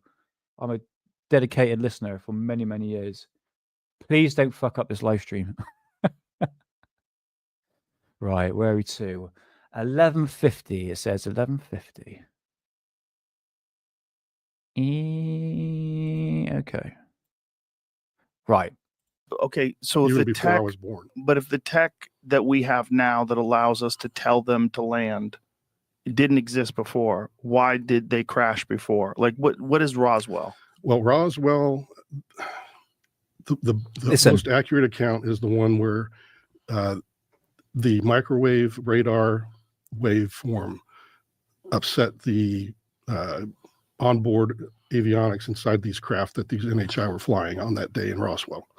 But it's just radar's just a detection signal, right? Right. But if you look at some of the stuff like Gary Nolan said about how, even at the very molecular level, these things are organized very minutely. So you can imagine what even a flow of electricity, if it affects it wrong or it's at the right wavelength, it does break down the electrical current and the electromagnetic or whatever drive that they might have. And that seems to be what happened at Roswell, is that they actually accidentally went in and were just sweeping like a radar, and it caused this craft to crash. What a shit design. You know what I'm saying? Like, well, imagine like if you bought a Tesla and the wheels fly off when it rains out. You'd be like, what the fuck? You guys have this like super advanced vehicle that you can come here from another planet, and radar makes you crash? That kind of stuff makes people incredulous, right? So please. Right. The point that the Roswell crash, which I'm always going back and forth with the official explanation, not the official explanation, that the fact that it can either be something German, definitely not, I'm not saying there's a weather balloon for sure. I mean, I think that was obviously a massive cover story, but we just go around in circles with Roswell. But the point that what Joe Rogan said to Jason is like, what caused the crash at Roswell? And Jason says, well, there was an advanced radar system that can actually penetrate the craft itself. Obviously, he goes into details of what this radar system actually does to the craft itself. But again, these are stories, and this is what I want to talk about, is that he keeps on talking about stories that we already know about. It's nothing new. And again, this is the other thing. I know a lot about, but especially like German technology. And there's another question that he brings up about it's in terms of the radar system. What radar system is it? What radar system in 1947 did the US military have or was working on to actually take, if it can take a bloody extraterrestrial craft out of the sky, I'm pretty sure it can take out any aircraft out of the sky. Did the government, did the US military have anything like that in their category of weaponry? Because it is like a direct energy weapon when you look at it, these radar systems and what they can actually do. I couldn't really find anything besides the people at the time, especially like radar systems, who was head of their game was the Germans. I'll go into that in just a little bit, because he mentioned about when radar was invented, and that made me go, hold on a minute. He hasn't really done his research at all. What's that? 1430. Okay, I think it's here. Okay, so this is a question that was asked when radar was invented. Just listen. And that this was some sort of a radar system that just caused their onboard computer to go haywire for just that second, enough to cause the crash to happen. But it almost doesn't make sense to me, because like if you're going to go visit an uncontacted tribe in the Amazon, you would assume that they have weapons. You'd assume they have bows and arrows And if you got hit with an arrow, you'd be like, this is crazy. You know, I can't believe I got shot by an arrow. But you wouldn't be surprised that they have arrows. Like you would probably read, hey man, we should be real careful that they might have arrows. They might shoot us. So if you're visiting the human race and you're so advanced that in 1947, you can come here from wherever, another planet, another dimension, whatever you're doing, wouldn't you know about radar? And wouldn't you have like a system to prepare yourself for storms? Yes, and that's something that might have taken them by surprise, because you're talking about 1950s. Radars were not all that new, but they weren't all that old either. When was radar invented? Do you know? It was World War II, if I remember correctly. Yeah, it was World War II. So it was right around the 1950s, right just around before, the same time. Right, so wherever, another planet, another dimension, whatever you're doing, wouldn't you know about radar? And wouldn't you have like a system to prepare yourself for storms? Yes, and that's something that might have taken them by surprise, because you're talking about 1950s. Radars were not all that new, but they weren't all that old either. When was radar invented? Do you know? It was World War II, if I remember correctly. Yeah, it was World War II. So it was right around the 1950s, right just right around the before, same time. Right. So it may have been unexpected. Right. What a load of horse shit. I'm sorry. Radar was invented by the British in the 1930s, for Christ's sake. Even I know that. And after a while, it got into the hands of the Ukrainians. They perfected it. And then that technology went into the bloody Germans. It's like I mentioned back in my German flying saucer, when I was talking about Foo Fighters, especially like the debunk of the Foo Fighters, that the fact that the Germans, well, for instance, the British, you know, they invented radar for sure, but their radar systems in 1940s, right? So this is 2 years before Roswell. What you see, it's got a circular, it goes like that. It goes, every time it tracks something, it goes beep, beep. That is what the British had. You know, it's a very slow delay, but the Germans had something like a flipping searchlight, like a searchlight in the sky. And one aspect of these radar systems was so powerful, they'll actually produce like a small plasma ball. And this is what the Foo Fighters were supposed to be, is just like ionized plasma balls created by these radar systems. So the Germans were way ahead of their game. Now, whether or not that technology went into the hands of the Americans, most likely. But this book here, I've got to cover it up because I'm just trying not to get, beat the algorithm here. This is a very old book called German Secret Weapons of World War II by Rudolf Lazar. This came out in 1959. And in here, I was looking at their radar systems, trying to find out if anything that the Germans were creating, for instance, there's a few of them here, very, very powerful radar systems. Could it actually down military aircraft? And there is some sort of speculation that it possibly could. But again, what the Americans had was nothing what the Germans had. But again, Operation Paperclip, they brought scientists over from Nazi Germany, especially the people that were developing, like, especially technical stuff and engineering was brought over into America. So I would like to know, and this is more research on my part, I did do a bit of research into it, is that what radar system can actually down aircraft? And can it down potentially alien extraterrestrial craft? I don't know. I just found that a bit odd. It's like, when was the question that was asked? When was radar invented? I believe it was like World War II. And Jason goes, yeah, it was World War II. I was like, no, it wasn't. No, I'm sorry. That's just really poor. Again, it was stuff like that made me go, well, hold on a minute. If you're lying about that, what else you're lying about? I'm just saying, I wish I believed everything Jason Sands was saying. I really do.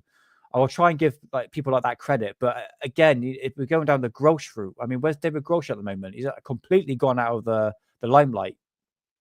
And I just find it I think Rotary or Moody put the fact that we're just regurgitating stories, with these people that come forward, give really no evidence.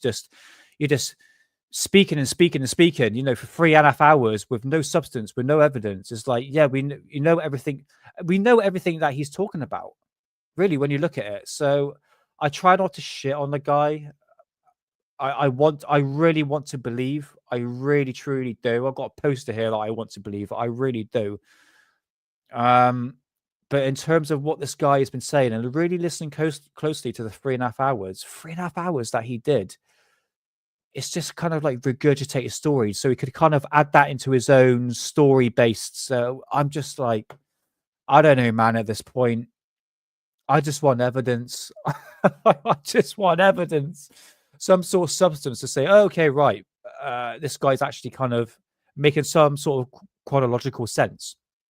But Jason Sands was on Goof On, Rich Giordano's channel, and he was underneath a different name. And then he went on a different channel and he called himself Ted or something like that. And then he went to a different channel. So in a way, he sort of lied his way through. I understand he wants to keep his identity closed to a certain degree.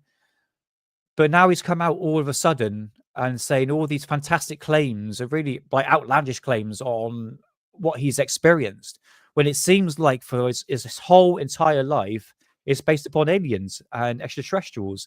And excuse me, it's like the blue alien that he saw that when he was working for the program that he picked up. Well, he didn't pick up. He said he saw this craft. This person came out, had big eyes and all that. You know the story. I'm not going to play it here, but it's just like it kind of sounds like X-Files, you know. It sounds like X-Files. So at the moment, I try to keep an open mind about this. In terms of what Joe Rogan is doing for ufology, I think he's starting to understand how the game is played. Remember I was talking about the game, how the game is played. Years ago, Joe Rogan was really excited to talk about UFOs. He was a very sort of hot topic and really trying to get down to boil things down and trying to find the truth. But I think once he had Jeremy Corbell on, George Knapp a few times, and then he had David Grosh on, and obviously Lou Elizondo, and the saying, this is the saying that Joe Rogan said about Grosh, useful idiot. That was the point where Joe Rogan went, something's not right here. Something is not right. And I think he's starting to see it, really. It's not a bad idea to bring these people on because you get to see their side of the story. And then people like me and you, who's been in this field long enough, you could kind of tell how these people operate, especially when they talk for like 3 hours, sort of regurgitating stories. So again, don't want to shit on you, Jason Sands, if you are watching. I've heard these stories before, and the people in the chat have heard these stories before. Richard, how's it going? I don't think I saw you, bruv. Love the thumbnail you got there. So that is my conclusion on Jason Sands. It was just like a few things he was saying that just made me go, let's just like go back and like sort of have a little look here. He mentioned also about Roswell, the Battle of Los Angeles as well. I mean, that's another really good, crazy event. Let's bring it up. Battle of Los Angeles, which is where you to? There you go. Very, very famous case that happened in. Oh, bloody hell! Let me think. I think it was in. Hold on, put you up bigger. That's what she said. Whee! When was this taking place? I think it was February the 25th, 1942. Oh, there we go. 1942. There we go. Los Angeles there. So this was 2, 3, 4, 5, 6, 7. So this was 2, 3, 4, 5, 6. So yeah, this is 5 years before Roswell. Amy, Good Morning UFO, brought this up earlier, and she showed this photograph. I'm not too sure whether or not this is the actual original photograph. The video footage, 100%, is actually not real. It's not. Is I believe is actually faked. I believe. I don't think there's any negative footage I'm aware of the Los Angeles battle of Los Angeles. So this craft appeared in the sky, and it's just really difficult to see. I mean, I don't know if it's an actual like traditional flying saucer, because you think like 1950s, 60s, right? Flying saucers were flying saucers like the typical brim of the hat, like the George Zamsky or Houndaboo flying saucers, that sort of typical saucer-shaped craft. So I think people are sort of seeing this here, but I think these were just like balls of light. I actually tell you what, that one looks a bit more clearer. Guys, can you see that? Is that a bit more close up? Yeah, it's kind of tricky to see which is actually original. I think this is original. It looks original. But you can kind of see a craft here. Oh no, you can't see. Hold on. I'm an idiot. I was bringing up the photographs. Hold on.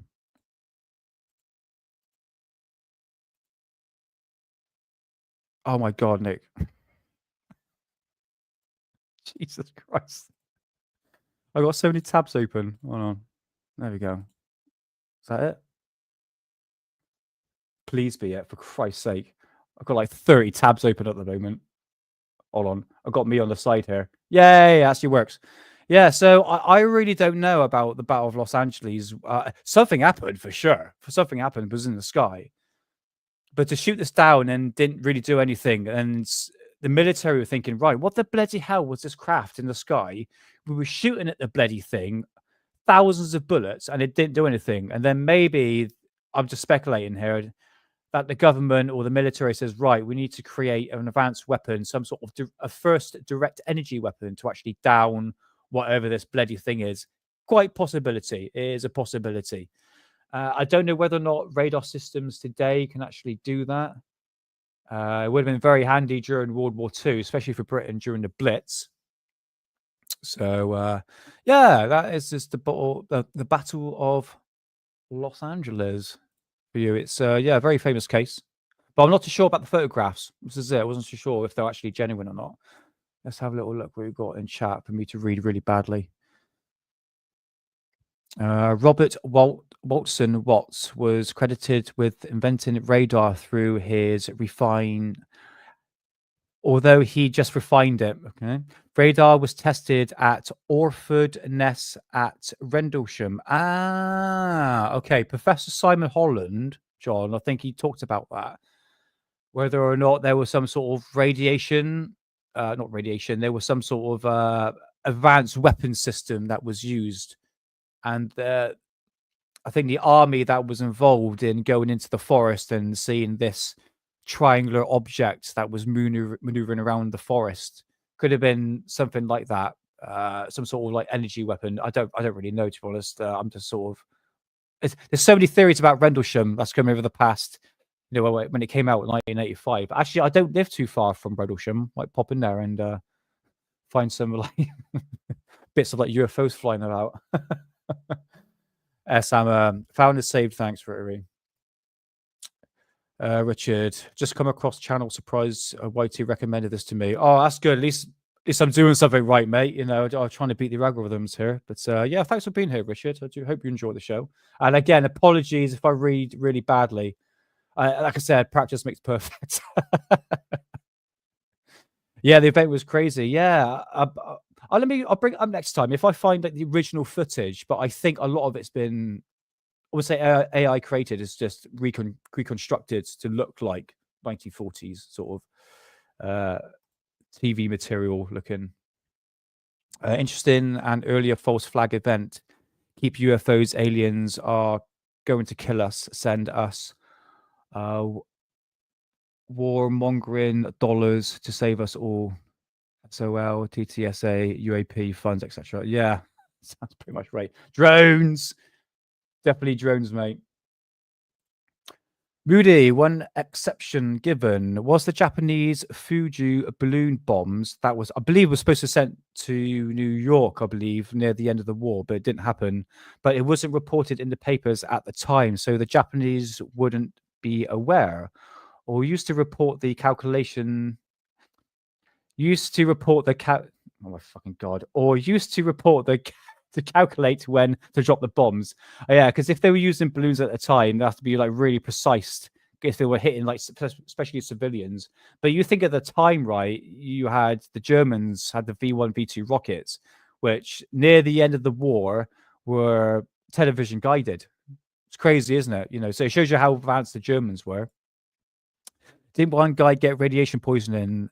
Took them to court. I believe so. Yeah, this is about the Rendlesham Forest incident. I believe. Is that what you're talking about, Rotary? Yeah, I'll go over Professor Simon Holland's video on that. It's quite interesting. I mean, a lot of people in the UFO circle saying, "Oh no, these were what was seen in Rendlesham was definitely an extraterrestrial craft. Could have been something experimental that the government has. Who knows?" John, yeah, I got a lot of this from Simon Holland. Yes, Simon Holland. Again, I'll check it out, mate. I'll definitely check it out. Jamie Kennedy, I need to get my hands down.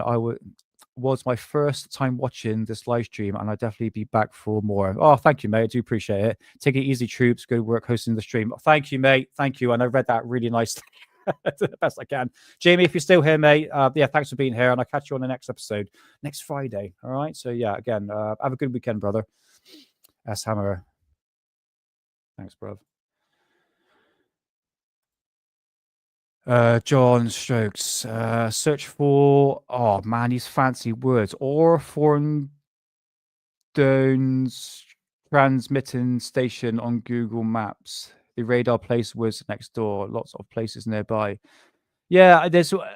If we're going back to like the German radar systems, where the Foo Fighters were spotted was in one place. They were spotted was in a place called Dresden, which was a really controversial event back in the day. What the British did to it, it's fucking disgusting what they managed to do. But I believe their testing stations for the German radar systems was in Dresden. Oh, it's fucking terrible. That is one thing about the war that made me kind of like sick to my stomach. Yeah, check out the Dresden, what the British did to that. I think it's absolutely disgusting. Even Churchill was a bit like appalled by it. It's yeah, I think that's a bit like a retaliation, basically. So, oh, you bomb us, well, we bomb you in a very, very horrendous way. A number of people from Rendlesham incident were injured. Ah, okay. I tell you what, I'll do probably for next episode. I'll just look into Rendlesham. We'll dedicate a full episode onto it, but it'll be interesting to see because I know some people got injured through this. Richard D. Hall, I believe, did a video on Rendlesham Forest. He's the one that did the Silent Killers. That's the mutilation, the cattle and human mutilation documentary. And I believe he did one on the Rendlesham Forest. So I'll go check that out. Yeah, I'll talk about it next time, mate, because there's something going on in Rendlesham. There was something definitely going on. There was more than one you think of, John, all these names, mate. I don't know. Good show. Oh, thank you, mate. I do the best I can. I do the best. I try to fill with you guys with much like information that I can, as much like videos, because I can just be like Jason Sands and just talk bollocks for 3 hours. Need to start a GoFundMe and some spaces in it. Yeah, I will do at some point, mate.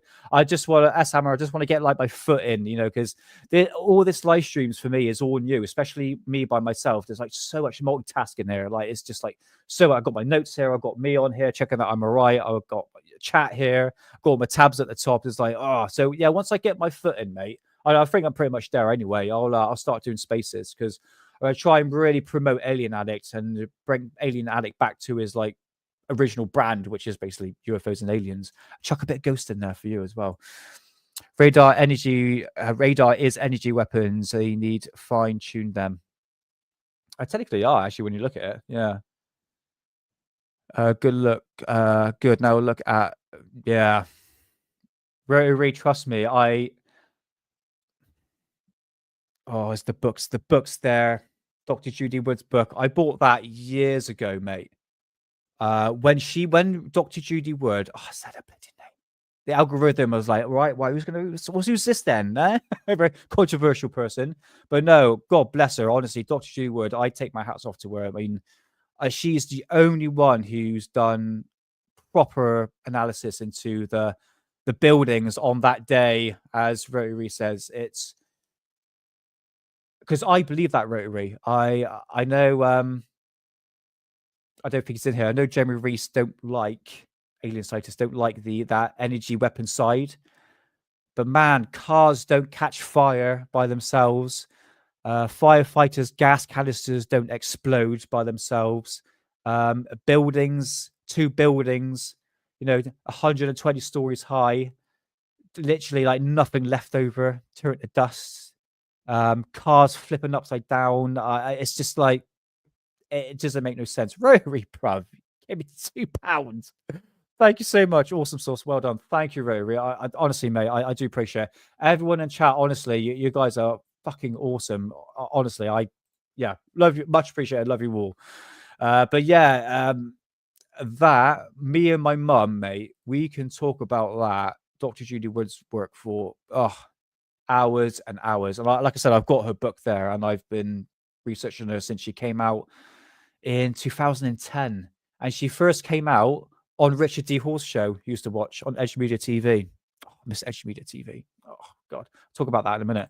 Gore Bell's Cats. Have you ever looked into Otrog and secret German rocket program in Zenar?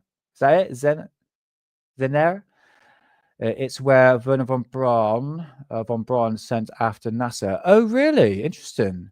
Well, I believe he was fired from NASA because he lied about the gravitational pull on Mars, which made it basically probably breathable. Or it's not what we were told. Joseph P. Farrell talked about that. In fact, I think he'd written a book about something like that. No, that was Rudolf Hess. No, but he was talking about that Werner von Braun after, I believe he was let go from NASA. And I presumed he worked, what you were saying here.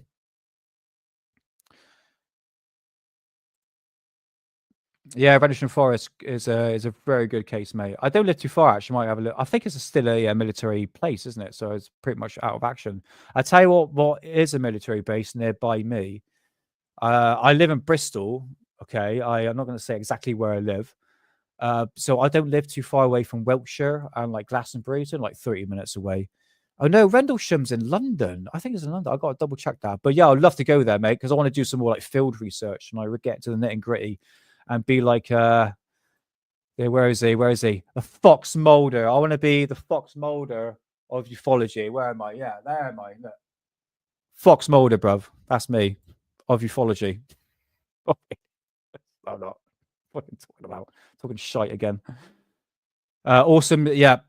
Dr. Judy Wood. Yeah, guys, if you're into that number there, okay, 9 dash go figure, please go check out Dr. Judy Wood.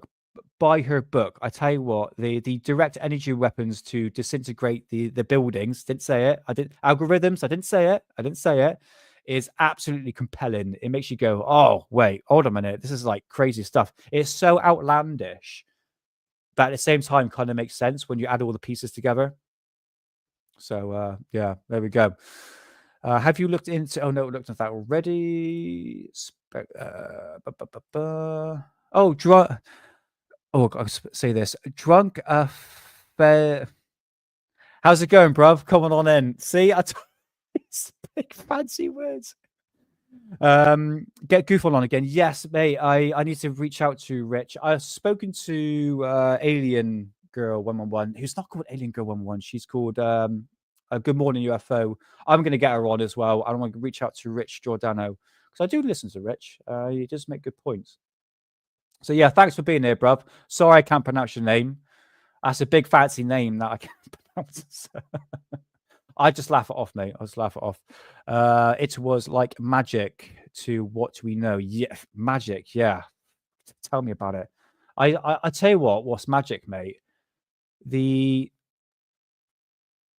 probably know Andrew Johnson as well. I've known him for like donkey's years, since like 2008 when I started to like really research into mine and that. This is before direct energy weapons, and he was in that sort of realm as well. And he was on a podcast and he showed this photograph of this. What was it? It was like a piece of like concrete molded with metal, and it had the pages from the Bible stuck to it, like literally sealed onto the concrete and metal. Now, I'm sorry, but jet fuel don't do that. Thermite don't do that. I'm sorry, that thermite theory, if that disintegrated that building by thermite, didn't say algorithm, I didn't say it, that would be like it would be like the sun glowing, isn't it, when you look at it? To turn that building into dust. People don't know what we're talking about. Me and Rotary Motion know what we're talking about, but for me, like a lot of things don't make sense, you know. I personally think, Rotary, this is my own personal opinion, the controlled demolition, the nukes, but also, and all that thermite, nuclear thermite, nanothermite was put out there on purpose for distraction. That was done on purpose, put into that community to distract people. And that's my theory on that. After like, I mean, God, I've been researching that number 9, blah, blah, blah, for so many years. Honestly, it's, yeah, it's fascinating. Dr. Judy Wood, go check him out. Go check him out. Yeah, we go again. Firefighters lifted off the floor to save a firefighter. Do you know what, mate? I heard one bloody stupid story, right? Of you. There's one thing about that day that literally impelled in my mind, and that's the jumpers. And I heard one dickhead go, "Oh, I heard one story of some person jumped out the building 120 stories high, and he ended up surviving." It's like, dude, like I'm not joking. It sounds horrible, and I've seen footage that are not on the internet on the jumpers. Your body explodes. Okay, you're hitting flipping concrete. Your body just, it's like a puff of like Dr. Judy Wood says in the book. It's quite graphic, but it's like a big puff of smoke. Your body just disintegrates. You know, that the force of impact is just, yeah, I could go on about that, mate. But yeah, the firefighters managed to survive that, didn't they? I think 14 of them survived in the elevator shaft. Mate, see, I can talk about this for ages. And I've got to speak in code. Easy Math Solutions channel. I'm gripped over, yes. I think it's quite relatively new. I think he's been doing it for about 6 years, but I have to admit, he is a prolific researcher into this. Absolutely fantastic. Yeah, check out Easy Math Solutions, guys, if you want more information on that.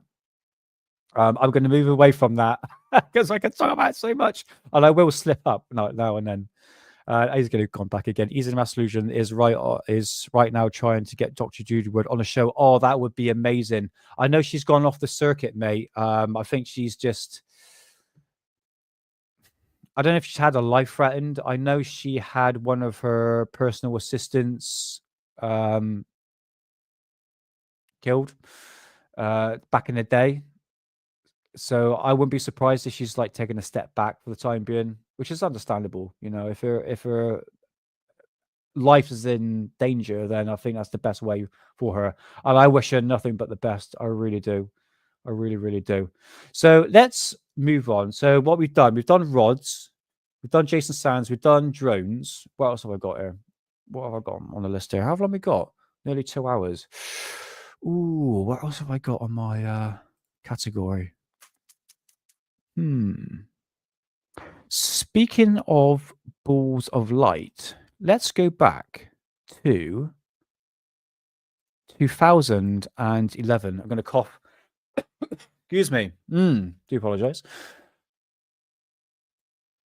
I like old events. I've got like a fond memories of like 2008, like 2000, because 2007, 2008, 9, 10, 11, right?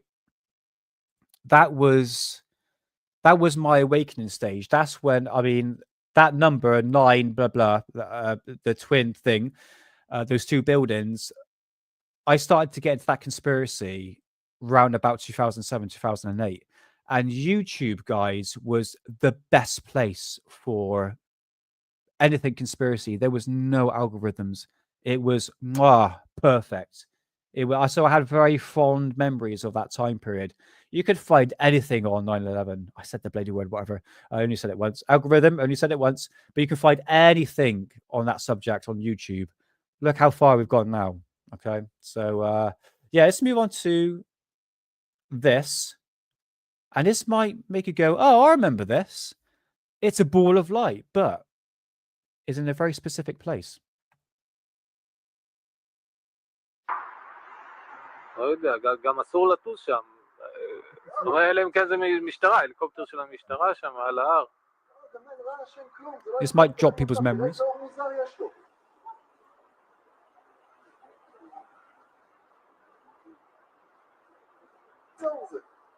Oh, she's got phone calls with her. Okay, brilliant. Oh, that's good to hear. כמו כדור אור. מה זה הטירוף? מה זה? Yeah, I'll talk about that in a minute, Rory. Hold on.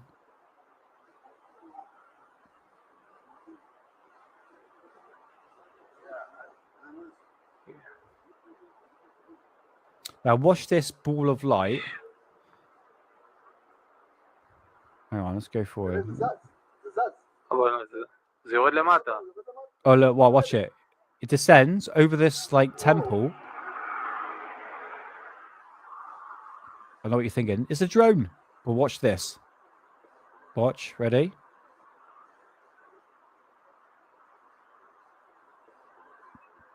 It's picking up some weed, mate. Wait for it. Wait for it.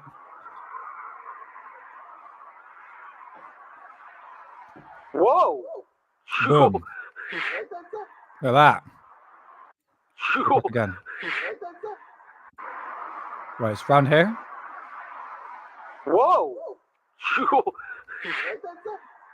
So I had a massive flash, and then suddenly it shoots right up. And you're thinking, oh no, that's fake. But there's full footage of it, full different footage. יש קבוצה שלמה שם. That shoots the same thing. A bit like the left wing that disappears when the plane hits the building. Just saying. Here's another one. So this is another clip taken from Forest. So in perspective, guys, sorry, I should have mentioned, this ball of light lingers in the sky. It sits there, and then suddenly it descends down over this temple or mosque. And then suddenly a flash happens, and it shoots right up extremely fast.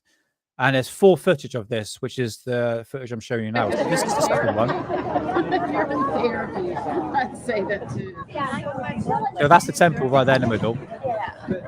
I think tonight would be lovely, but is that UFO? Amazing. Holy shit. Oh my god.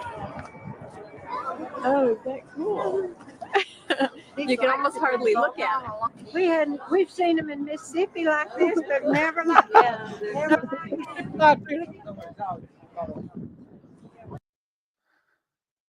Wait for it. There you go. Show that again.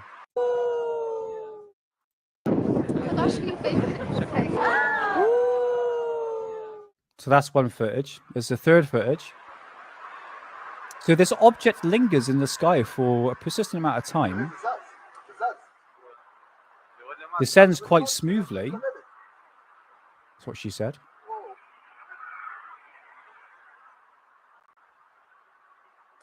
The object comes down, aliens come out, collects their weed, goes back in, checking it's got quality weed, and then it just buggers straight off.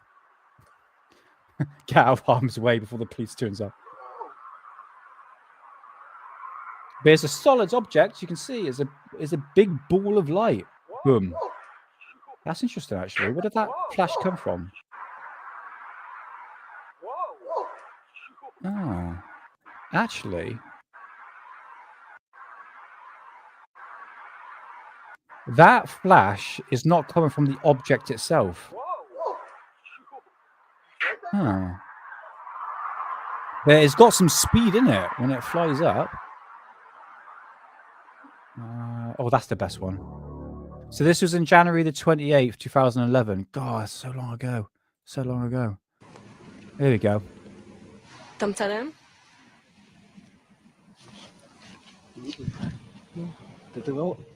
אתה רואה? אני רואה, מה זה? תגיד, שתים יותר מדי? לא, לא. לא, לא, כולנו רואים את זה. מה זה? 5 עיניים. שיו! Yo! Rod, blame. You have to admit, right, that's pretty bloody good. I mean, you don't really find footage like this these days. Yo! Rod, blame. When it shoots off, right, it kind of looks fake. I'm gonna put it on mute. But you do get the reaction from the people. Bear in mind, there's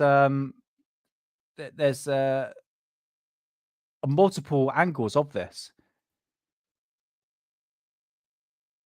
Let's just go back a bit. Oh, no. So this object here is extremely bright. It kind of looks like it's given off some sort of light source down the bottom. Might be wrong. Might just be the city light. Definitely not a drone. I'm definitely ruling that out. It's definitely not a drone. That's a big, solid object Where the flash comes from. Wait for it. Boom. Where is that flash coming from? Is that coming from the object itself? But look how it goes up into like shoots straight up. It looks fake, doesn't it?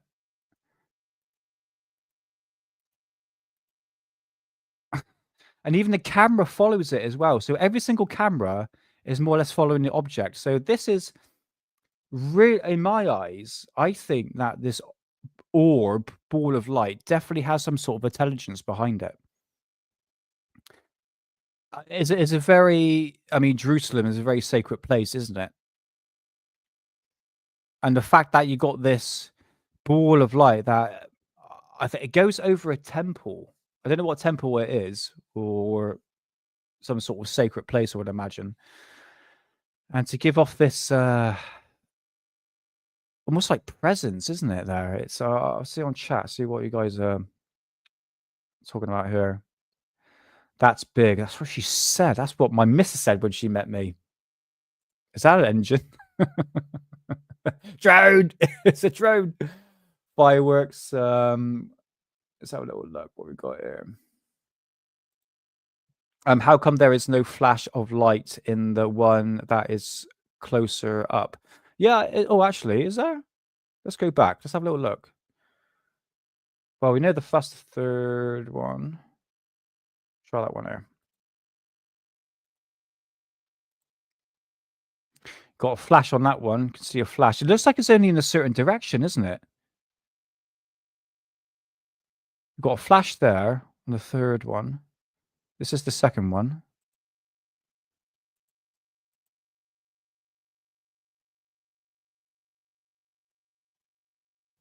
Does it flash? 2 seconds. So that. Yeah, you're right. Yeah, you're right, mate. Because the flash happens and then a second later. That is really good, mate. Ing SG. I'm just gonna call you SG, brother. But yeah, that's a really good point you made there, bruv. Honestly, yeah, guys, there's no flash on that one. And that one, this is the first one. We got the flash, and that one's quite close up, isn't it? When you look at it, and it's right over that mosque as well. I don't know, guys. Was this ever debunked? Do you know was this ever debunked? I'm not too sure. I mean, you got full footage of it from different people. One of them's like American, you can hear it. One of them's imagine being native in the country of Jerusalem. But that's a really good point, mate. That makes you go, "Oh, hold on a minute. Maybe there's something else to it." But again, we have full footage. But it looks like the light source, the flash, is not coming from the object. Like if we have a little look here.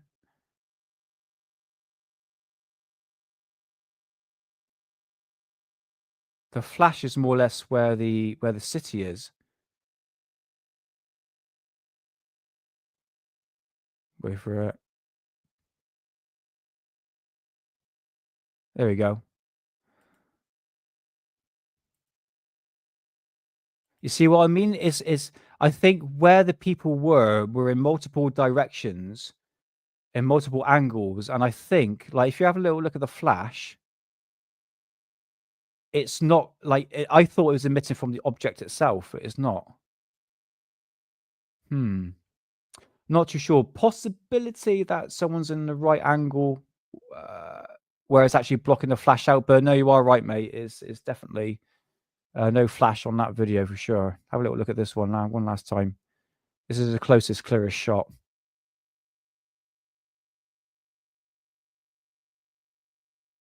I think this one's like head on, like literally head on this object. Boom, boom. Yeah, there we go. I know. Do you know what? It kind of looks fake when it shoots up. See? And you would have thought Jerusalem, more people would have seen it, but we just have those full footage. Anyway, but I thought it was worth showing. I thought it's definitely worth showing. Took a screenshot, captured, then shot off. Yeah, screenshot, yeah, probably, mate. Clever hoax, a possibility, mate. I'm surprised no other people saw it. I mean, 2011, everyone had cell phone cameras. Sure, it wasn't like good quality, but if that was happening now, that would have got so many different footage of that same sort of object. You know what I mean? Camera flash. Yeah, it's a big flash though, mate, isn't it? When you look at it, as well as double flash. And they were talking about UFOs when they were filming.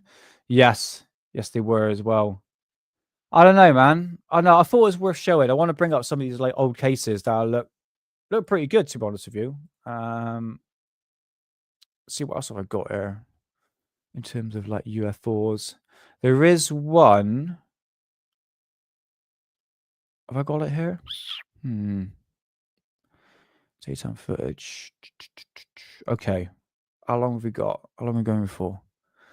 Okay, let's play one more video.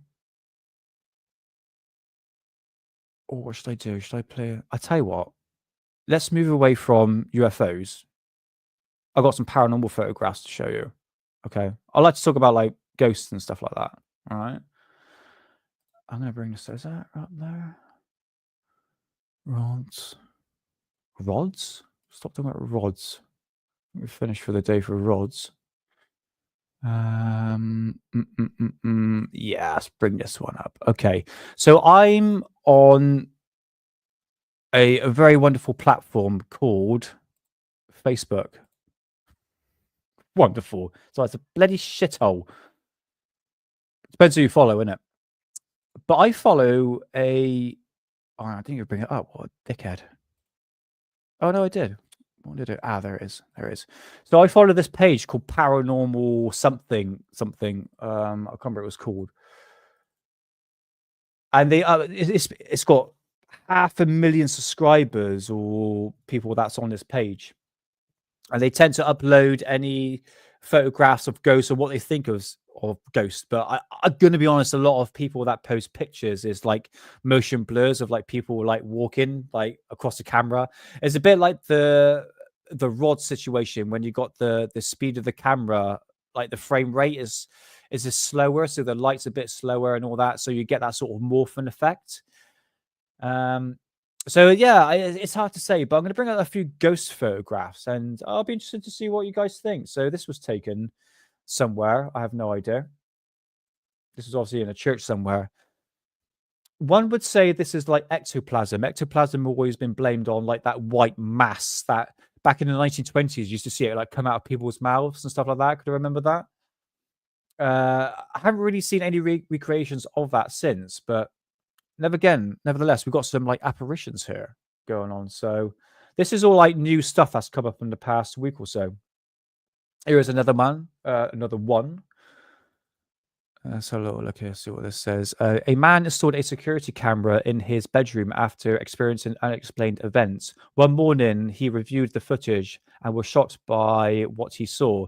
A ghostly apparition caught on camera, standing eerily in his room. Thought, yes, I read that and I didn't fuck up. Yes, get in there. See, practice make perfect. So again, we have this. I find with the same with UFOs, and it's the same with ghost footage. It seems quite blurry and crap. If I had the full background shot of this, so I can actually work out what it is. But again, not ruling it out. I'm a ghosty person myself. But I thought that was worth showing, isn't it? It was pretty good. Here's another one. This could possibly be pareidolia. You know what pareidolia is, guys? It's when you see something, for instance, like a cloud, and you'd be like, oh, that looks like a penis, like I showed earlier. Or, oh, that looks like a bunny rabbit. Or it looks like, I don't know, it could be anything, really. So that's what pareidolia is, isn't it? You're sort of making things out that is an actual object, or so to speak, but it's just your brain saying, oh, no, it kind of looks like that. And I would say this, let's zoom in a bit. Well, let's read the context. I took this picture at a church where I work. Believe me, it's a authentic. Believe me, it is authentic. Please notice the door are solid wood. When I snapped the photo, oh my god, douchebag. When I snapped the picture, there wasn't anything in the viewer finder. It showed up when I went to preview the shot. I was alone. Nobody was there, but me and it's most definitely not me. Not sure if I should tell anyone in the church. I don't want to start panic. Owner of this video said paranormal hashtag. Okay, whatever. So yeah, churches. I mean, England, right, is well known for being haunted. I mean, we've got one of the best churches in the world in England. But see, you can kind of make out a face here. Let's zoom in a bit. It's going to get a bit pixelated. So he clearly took a flash with this, and you can see the flash that's showed up here. But you have this face that could be made out. I'm not too sure if that's pareidolia. It looks like a face, right? Okay, it looks like a face. Actually, I might bring up my photograph of an orb with a face in it. So what would you say, pareidolia or ghost apparition? Here's another one. Yeah, I'm sorry. Right. Okay. That is a motion blur. I never understood why ghosts shows up on photographs wearing clothes. You know what I mean? Why would ghosts wear clothes? It makes no sense. You know, why would fabric suddenly show up as an apparition? Do you know what I mean? I think this is just a motion blur or possibly something fake. Again, that's just me being debunked. Now, this is an old one. In 1929, whilst remodeling his house, Mr. Welsh took a photo of this staircase as part of his project. He was alone except for his dog, whom unusual oh my god, that day hadn't gone unnoticed. When the photograph was developed, Mr. Welsh was stunned to discover a white figure standing on top of the stairs. Until his death 14 years later, he was adamant, maintained that. Yeah, but I tell you what, I've got a proper photograph here. Or is it too? Have I got it here? No, I don't. Oh, I don't have it. What an idiot. Right, so yeah, this is an apparition, a bloody good one as well, taken from a staircase. I think if you're going to capture like old ghost photographs and stuff like that, I would honestly say, especially like orbs and stuff like that. Now, a lot of people will say, "Oh no, orbs is just dust and sort of that." It's like, no, it's not. No, yes, some of them are, but I think the vast majority of ones that I've taken are probably not dust, so to speak. Yeah, I was going to say, right, if you're going to go ghost hunting, like I've done in the past, I've done many, many times, don't use your phone. It's something about the phones that just don't pick things up properly. Get like a camera from like 2000 and like mid 2000s, like 2004 or something like that. I mean, the one I've got is a brilliant one. It's a Fujifilm S7000 from 2007, and it's a bloody good camera. It's absolutely brilliant. So I would say if you go ghost hunting, your phone camera is pretty shit. That's just my opinion. It just doesn't seem to pick up. Bear in mind, like if you look at this, right, this doesn't look like a phone camera, unless it was like a potato phone, you know, from back in the day. So, but this came up as like new footage, but it's extremely grainy, extremely grainy. The owner of this photo believes that this depiction of their father, who is now deceased. What are your thoughts on this? You can make out genes on that one, mate. But nevertheless, it's good stuff. Why was he taking a photograph in that specific area? You know what I mean? It's like asking like questions like that. Why did you take that photograph there? I understand it's not mentioned in the description, so to speak. But I do like photographs like this. The guy's blurry, but the background slightly. The whole photograph is pretty much blurry when you look at it. So yeah, these are the ones that popped up during the week on paranormal stuff. But I tell you what, as I'm here on talking about paranormal stuff, I'm going to bring up my photographs and I'm going to show you. Yeah, let's bring this up. Because with Alien Addict, guys, I want to delve into, like, obviously UFOs and aliens and, like, strange events and stuff like that. The conspiracy stuff, go to the Daily Conspiracy podcast for that one. But I do want to delve into the paranormal because I kind of link paranormal with, believe it or not, extraterrestrials as well. I think it's all connected.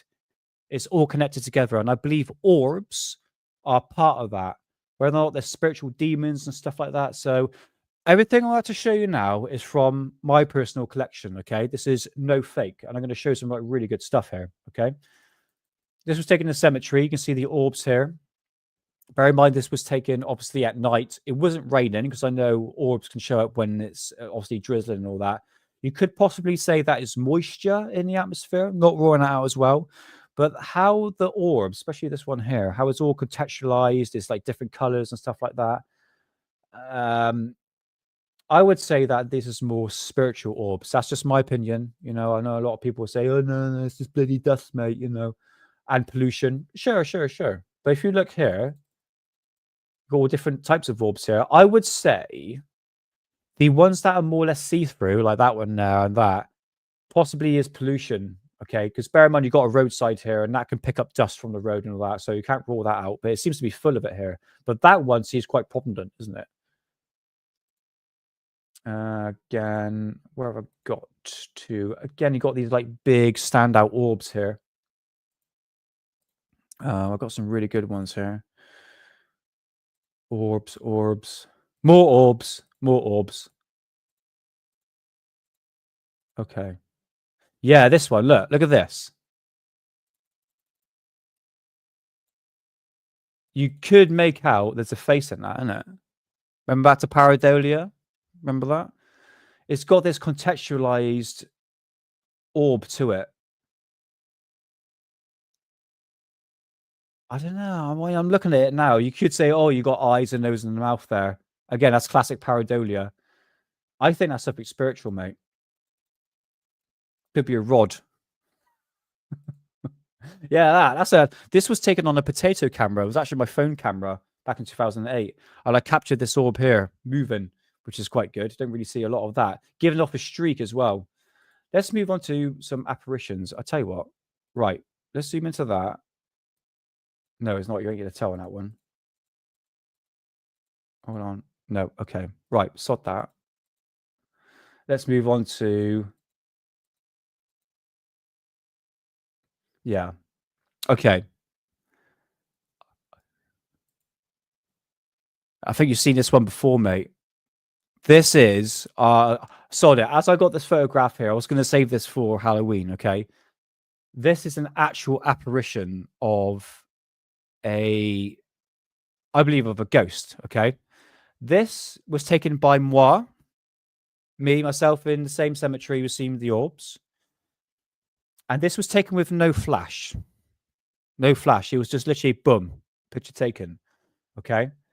I want you just to pay attention to that there. Okay. I'm going to zoom in to this. So what we got here, guys, this is the railing. So this is the entrance to the cemetery. You're going to walk up the stairs. And here is, if I just zoom out, and that's where it leads to the church is here, and this just leads up to the church. But this is a staircase. Now look at that.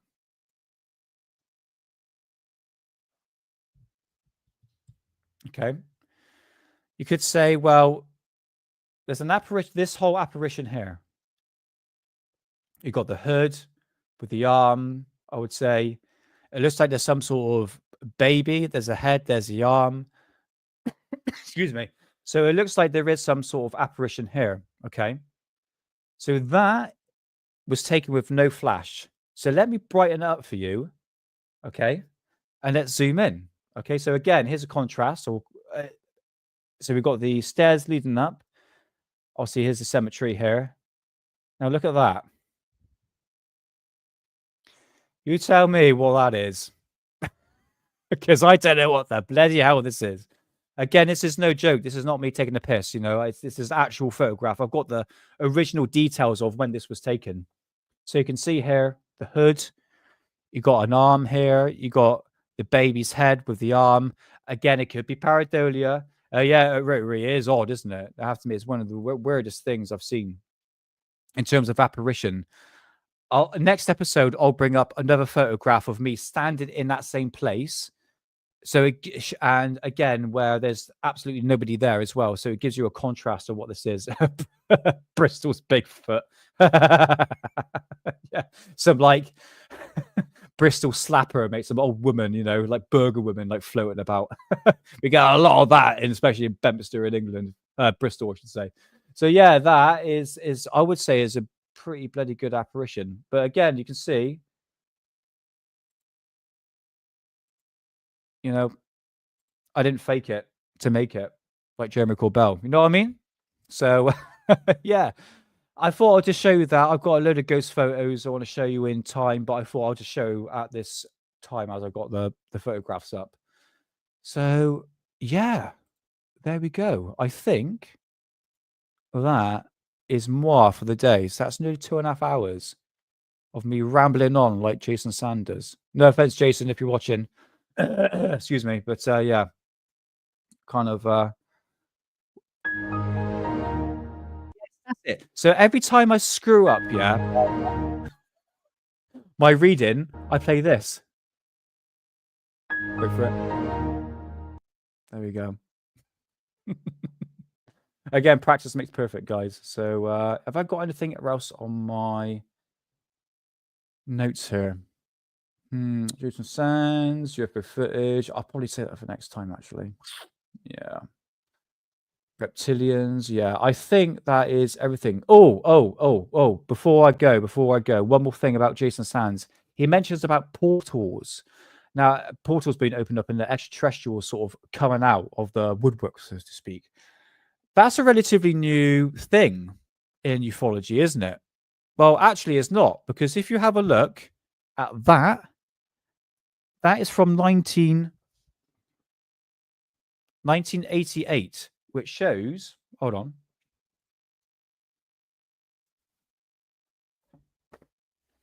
So me, I collect old UFO magazines. It's my favorite thing, my pastime I do.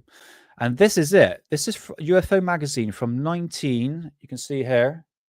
See there? September of 1988. And this shows aliens coming out of portholes. So it's nothing new. Like this whole aspect is like, it's nothing new. Look at that. No, cool. I love magazines like this because before Twitter, where we used to get our information from, this is where we used to get information about UFOs and stuff like that. Yeah, so the whole idea of portals being opened up and extraterrestrials coming in to say hello is a very much old concept. Oh, who remembers them? Oh, I do miss Stanton Freeman. Yeah, I love looking at these old time magazines. As a classic UFO, look at that. I think that if it's not fake, that's a military UFO. I think that is something that they created. I would say it looks something that was built on this earth. You know what I mean? Oh, look at it. So yeah, there we go. There we go. We'll go through these UFO magazines. Like I'll stick it up on the screen there so you can all see. But yeah, the idea of portals opening up and aliens coming through. I love the artwork on that. The alien and the portal opening up. It's awesome. Proof: US has crash disk and aliens. 1988, guys. Come on. What else has got here? Do UFOs cause earthquakes and global disasters? Abduction crisis alert. Zapped, teleported, and strange dimensions. See, guys, it's nothing new. 1988. In fact, one of the oldest oldest UFO magazines I've got is from 1959. That's how far back we're going. So that is for another time. So I think that's wrapping up this show for today. I do appreciate everyone coming on in. It's been a very exciting time for me being part of Alien Addict. And I hope what I'm putting forward is at least something a bit entertaining in a way. Try and keep Alien Addict fun and enjoyable. You start to see my sense of humor come out a little bit now and then. I get really dirty, and it's just like it would completely turn the live stream on its head. You know what I mean? You know, that's what the the Daily Conspiracy Podcast is all about. It's all dirty jokes and everything, but they take themselves seriously, of course. So yeah, let's just go through chat one more time. John Strokes. Also, there were some connections between Chapel Cross and nuclear power stations seen in the background and the space program. Okay. Thank you, Rotary, and thank you for giving me money, the £2. I really do appreciate that. I honestly, thank you so much. Not asking for money, guys. You know, Ollie says, you know, I always say to Ollie, it's not about the money. I enjoy speaking to you. I enjoy UFOs. I enjoy talking about the subject. I know live streams is new for me, and also I'll get more comfortable talking, especially reading as well. So again, it's all learning curve for me at the moment. I still get Fortune 14. God's sake, Nick. I've heard of that, S Hammer. Is that UFO magazine? 40th Times. It's 40th Times. Yeah, that rings a bell. It rings a bell. Yeah, the UFO magazines, I think they stopped now. I used to collect them back in the late 90s, early 2000s, which is a vast majority of my collection I've got here. I'm still collecting it. It's just, I like to find out what information they had back then, whether or not it's like the same thing we have now. You know, it's just like regurgitating stories that has just been circulating around all the time. Again, you know, this was, you know, stories where we used to get information from. Sorry, where we used to get information from about UFOs and stuff like that. Hollow base off-topic type UFOs is interesting. Capture magnetism curve wave for a lift. Yeah, hollow base. I thought you were talking about hollow earth there, mate. To be honest with you. Nick, it's a breath of fresh air. Oh, mate, thank you. Why we are here pissed off mainstream media rubbish. Yeah, this is it. It's people like me on the Alien Addict, you know, the Daily Conspiracy Podcast.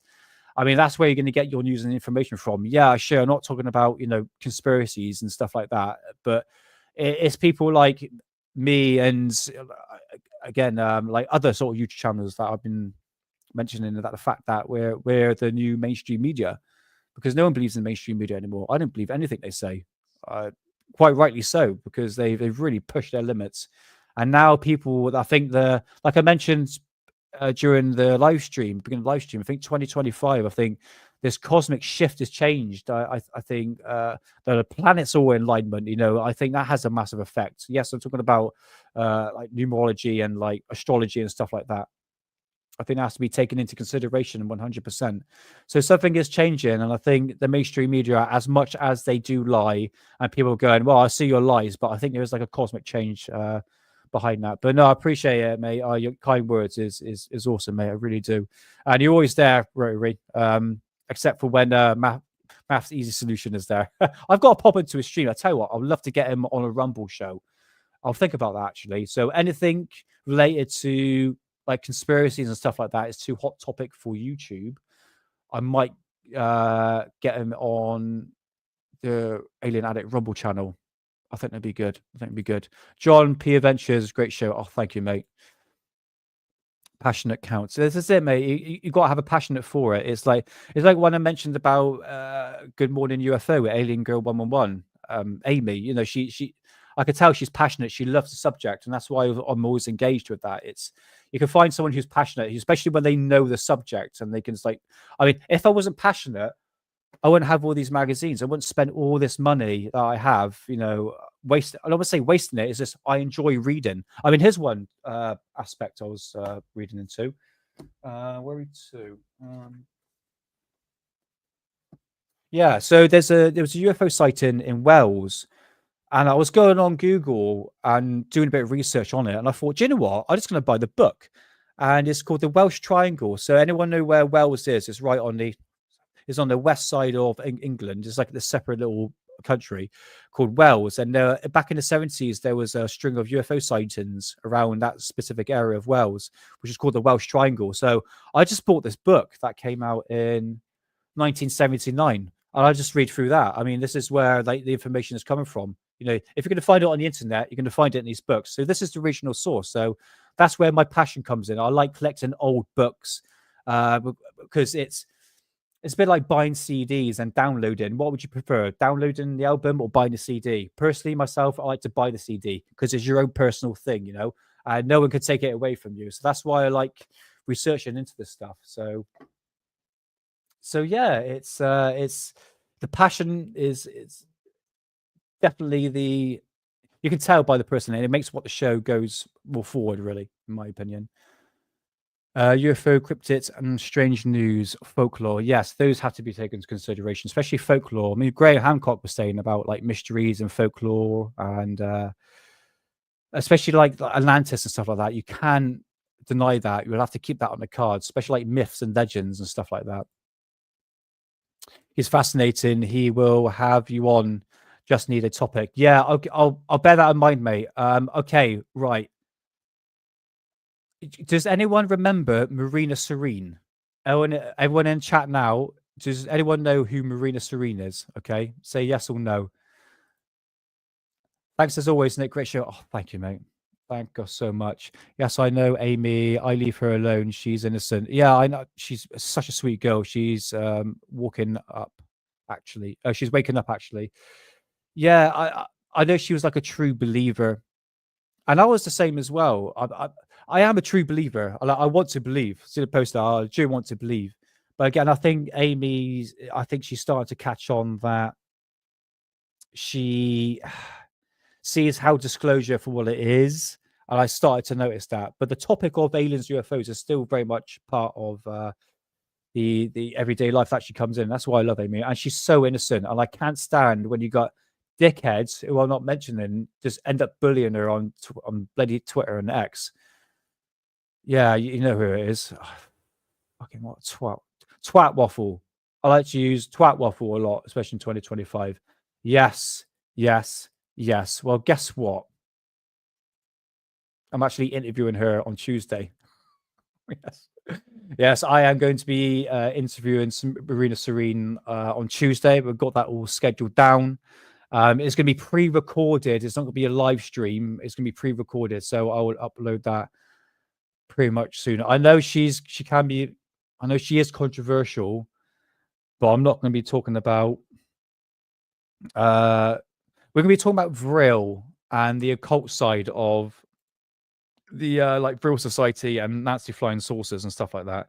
Alien Addict needs more tweets. Yes, we set up a new feed, a new page on X, which I'm in charge of. And to be honest with you, I spent so many years as Hammer sort of staying away from Twitter, but now I'm taking over Alien Addict. I think it's quite important to keep on top of the social media. So I will do that, mate. I'll absolutely will do that. I'll have to borrow that twat waffle, mate. Twat waffle, love it. It's absolutely brilliant. And the R word, I'm just gonna say it, retard. I like that spazicated retard. I think that's one of my favorite ones. If you're offended by that, that's a bit of a you problem. But that's yeah. So that and twat waffle, yeah, goes a long way. I quite like it. I know Amy Ling, a long time. She chose team third phrase glory. I left. Yeah, mate. Thing is, third phase of the moon. They put a comment on when I had the premiere up for the show. I got nothing against them. Third phase of the moon. We know the situation back years ago, and I know that was back years ago. But at the same time, John, it's ufology is entertainment and is a business. So I got nothing against Third Phase. I'm more than happy for them to come on the show. I'm not going to shit on them. I'll have a decent conversation with them. So people have their own opinions on them, but I love the channel. And yeah, we all know the thoughts, what they were doing like years ago, like faking video and footage. But at least they admitted to say, look, no, we did admit to it. Whether or not they're still doing it now, that's all up to you. So we'll leave that one there for that. But no, I'm always happy to have the third phase of Moon on. So Rory, I was there, Nick, took everything in and just got laid for oh my god, I'll read that again. I was there, Nick, took everything in and just got laid from celebs. Did I say that right? Laid. Oh my god, mate. Shows you how bloody tired I am, mate. I'm so sorry for fucking up these comments. Oh my god. Jesus Christ. Oh man. Anyway, John, me neither. Another. I think you misspelled that word. Other than that, they lied and scammed us. It felt deep cut. I guess so, mate. I guess so. I mean, that was back years ago. I think as I want Alien Addict to be like a happy channel, like we're always welcoming for like everyone's. that's what I'm trying to do at the moment. But yeah, people's got their own opinions on there. I mean, that's their own opinion, to be honest with you, mate. I always left Goof-On was mod there. Yeah, I did. Are they still in is Goof-On still in contact with Third Phase? I thought they had like a partnership going on or something like that. Can't really remember. Right. Love you, brother. Great night. Yeah, thank you, John. I do appreciate you, mate. Honestly, you're top-notch guy, mate. Honestly, thanks for being here, brother. And thanks to everyone else in chat. I'm going to leave that as it is. Oh, who's this? Dead Pish cheese spread. Was that it right? I saw an orange orb closely. It was 150 feet over my house. Wow. Then it shot up and it shot down 30 days later over Alaska. Oh, bloody hell. Was that recently, mate? Was that recently? Be interested to see if that probably popped up on Twitter or anything like that. So one more comment of S Hammer. You got a. Oh my fucking god! That shows I need to end the show. You got to Brett. Oh my god! Thank you, S Hammer, for coming in, mate. Do your own style, mate. You got this. Thank you. Except for my bloody reading. Oh my god, how embarrassing! Jesus Christ! Right, guys, I'm going to end it there. Thanks to everyone who turned up to the show. Much appreciated. And what have I got for in store for next week? Ooh, I don't know. I might do something like Antarctica, maybe.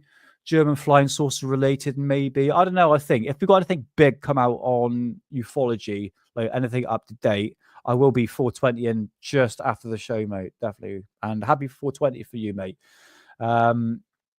Yeah, our next show. I'm not sure. Yeah, it'll be a mixed bag. I'm just going to mix things around because back when Alien Addicts used to go live, it used to stick to a specific subject. Yeah, we were very rough and all that, but I want to sort of like a mixed bag, make things a bit more entertaining for you.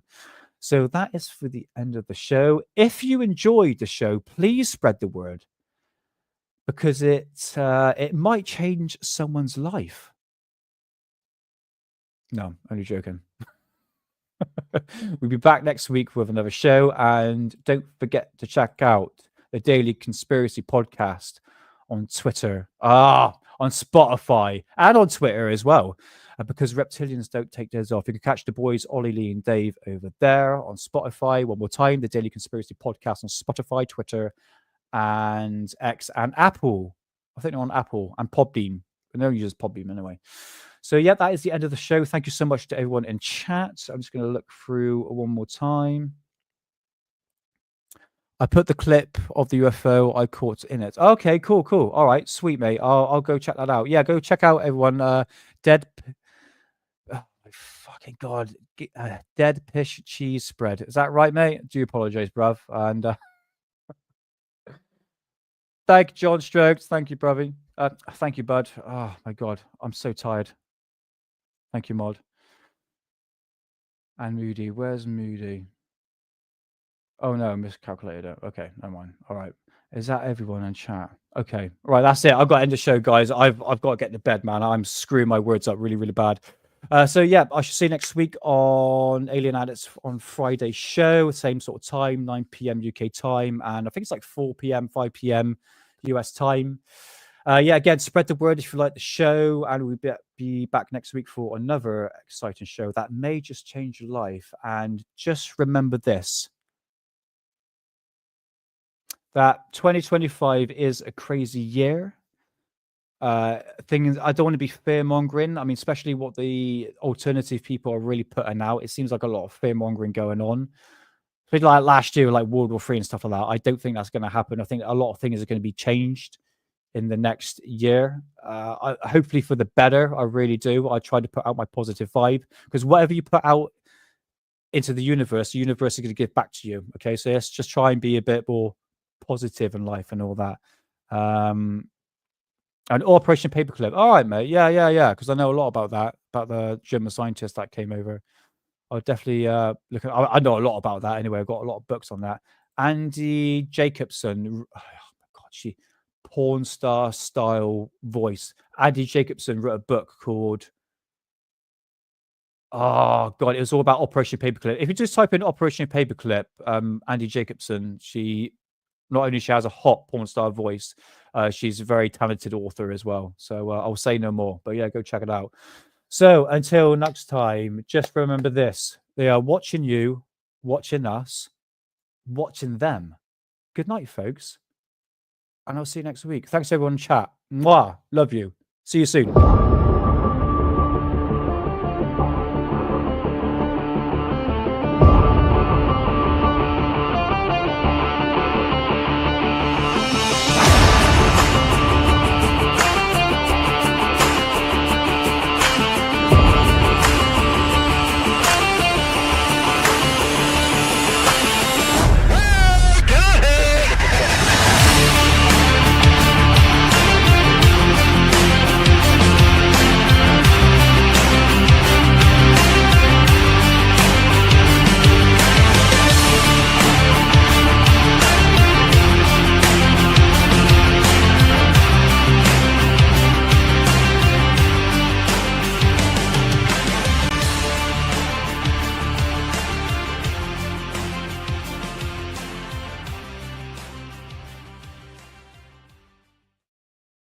The Daily Conspiracy Podcast, because reptilians don't take days off. Monday to Friday. Go check them out. Have a good weekend, everyone. See you next Friday.